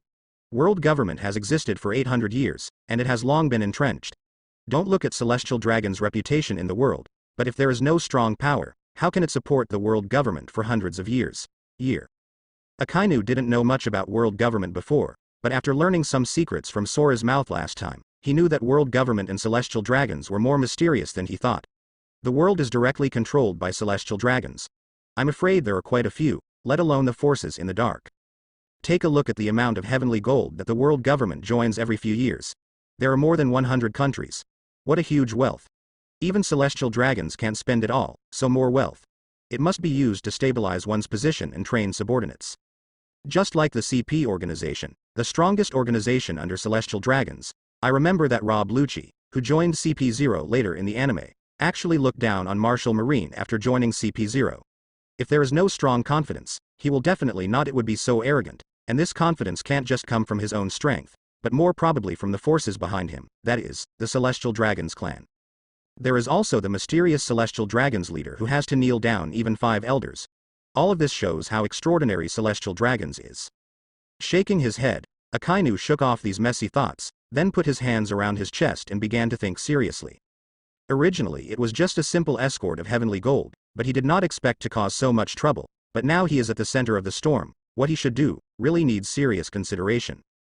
Departing from the kingdom of Alria, the escort ship of Tianshongjin slowly headed towards the direction of Marie Joy's. In addition to these 2 ships, there is also the warship where Akainu is located. There are 3 ships in total. Although all 3 ships are Marine's warship, but this time it was the flag of the world government, and even Akainu's own ship was the flag of the world government. While passing an island for repairs, Akainu dialed a phone call with a phone worm.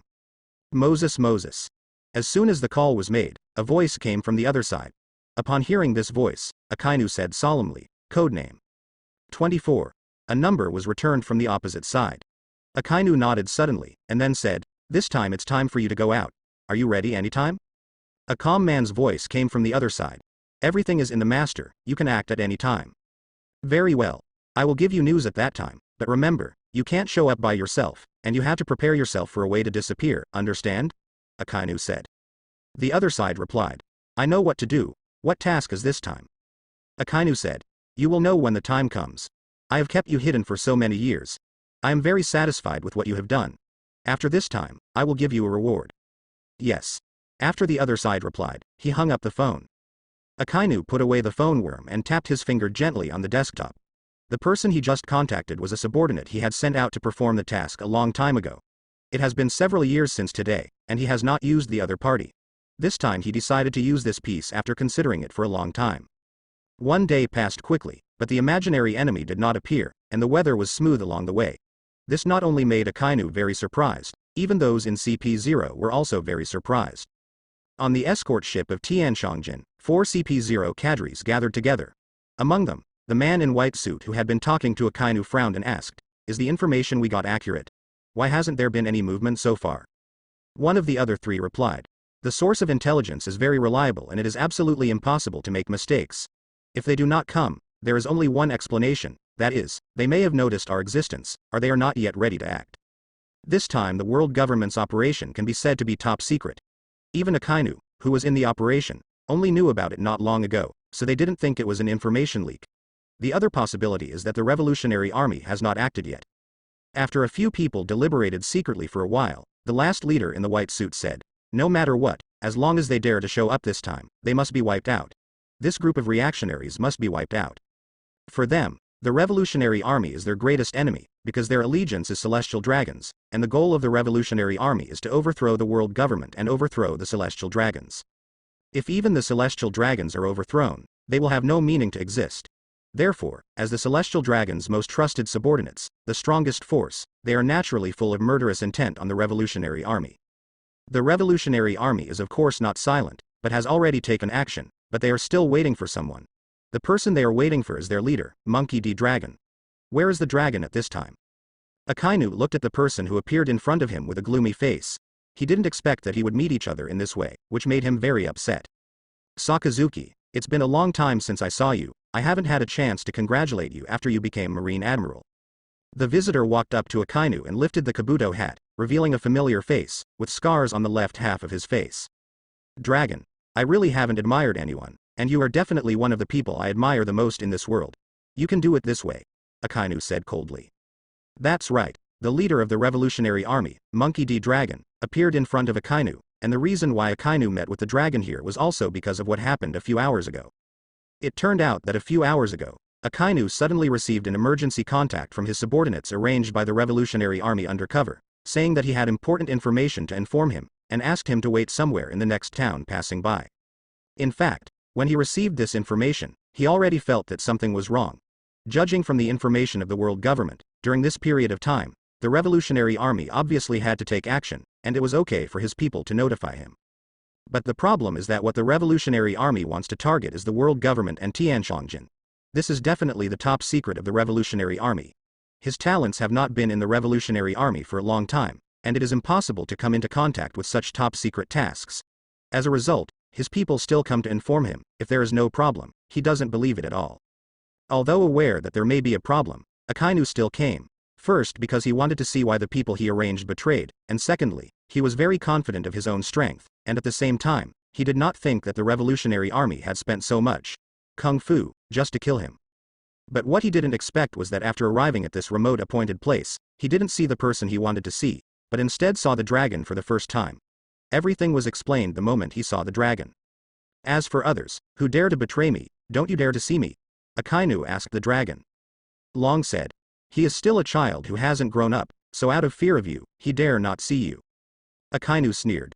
That kid is very courageous. I trained him for half a year.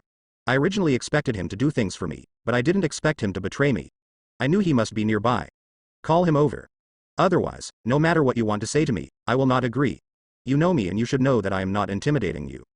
Long frowned, and after thinking about it, he said, I can promise you to see him, but you have to promise that you won't hurt him. Akainu stared at the dragon coldly for a full minute, and then said, okay, but only this time. For those who betrayed themselves, Akainu certainly wants to get rid of them quickly, but the dragon is here. He wants to kill the opponent, it is not so easy, and he also wants to know that the dragon has wasted the important of the betrayal this time. The chess piece, what is the purpose of leading him to this place? Long whispered. Go and bring people here.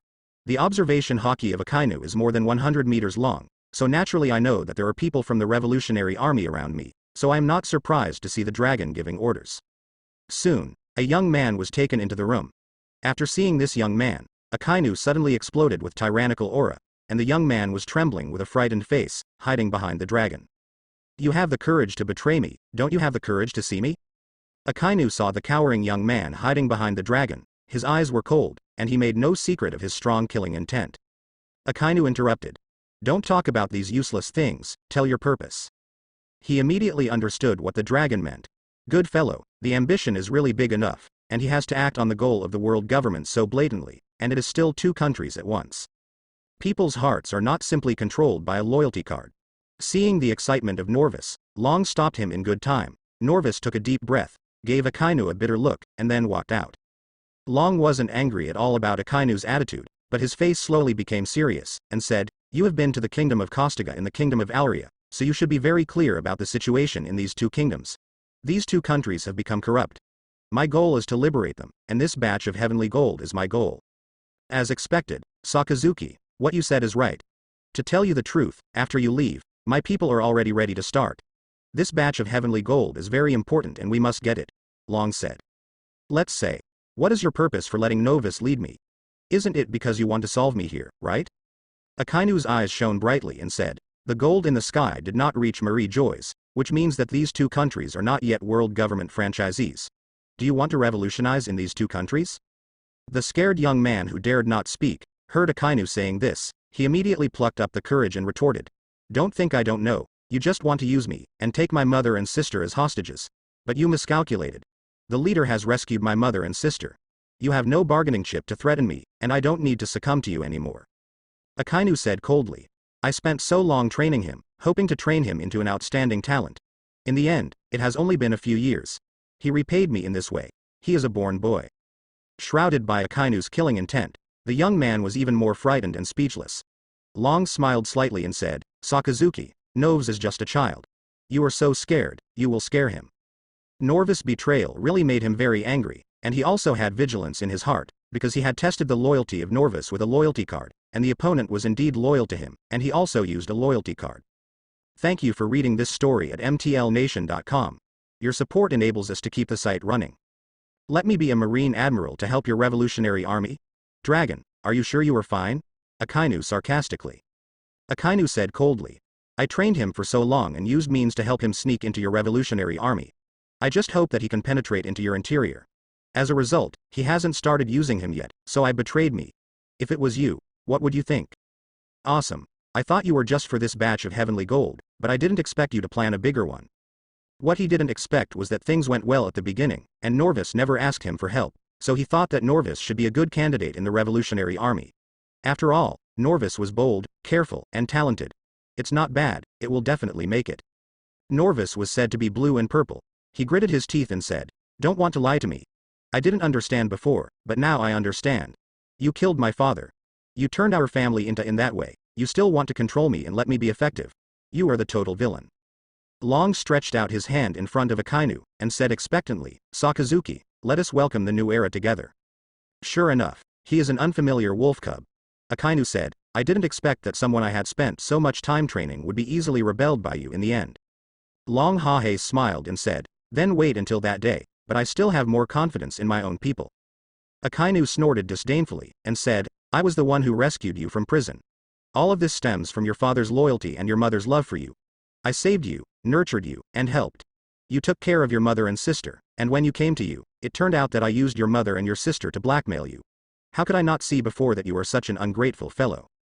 But in the end Norvis betrayed him, and even when he didn't respond, he even took away his mother and sister, which meant a complete break with him. He was really surprised at this point. At the beginning, he rescued Novus and let Novus choose by himself. Novus chose to follow him, so he trained Novus for a period of time and sent him into the revolution. Army. I hope he can lay a foundation within the Revolutionary Army and prepare for the future. Akainu said, "Do you want to use this celestial gold to buy people's hearts? It's a good idea. With capital and manpower, once the oppressed people rise up, the corrupt aristocracy and royal family may be able to suppress it for a while, but it is absolutely impossible to suppress it all the time." Huh. Akainu sneered disdainfully. "Well, Novus, you go out first." Long said to Akainu earnestly, "Sakazuki, I know you are different from ordinary people. Although you are decisive on the surface, you treat the civilians with great care. You know very well that if these two countries become members of the world government, the people in their country will never make it out. We want to give them hope. Sakazuki, you helped me once. I don't have confidence in others, but you, I have confidence. You and I cooperate, and we will overthrow this decadent world government together. When that happens, we will jointly establish a new order and liberate the people of this world." But in just a few short years, Novus actually betrayed him. This made him understand that even if he used the loyalty card against his subordinates, he couldn't fully guarantee that his subordinates would not betray him. Now Novus was a very good one. Example of. Long smiled and said, "How is it possible? How powerful you Sakazuki is. I still know very well that even if we can get rid of you, we will have to pay a great price. The goal is world government and celestial dragons, it has nothing to do with you." Long said, "Everyone has everybody's choice. If your thoughts do not suit him, he will naturally not listen to you. What I did not expect is that you will arrange undercover in our revolutionary army, and this talent is very good. Little guy. But you have to be careful, he can betray me today, maybe he will betray you someday." Akainu said to the dragon. After Novus left, Longke smiled and said to Akainu, "Sakazuki, there is no need to be so angry with a child.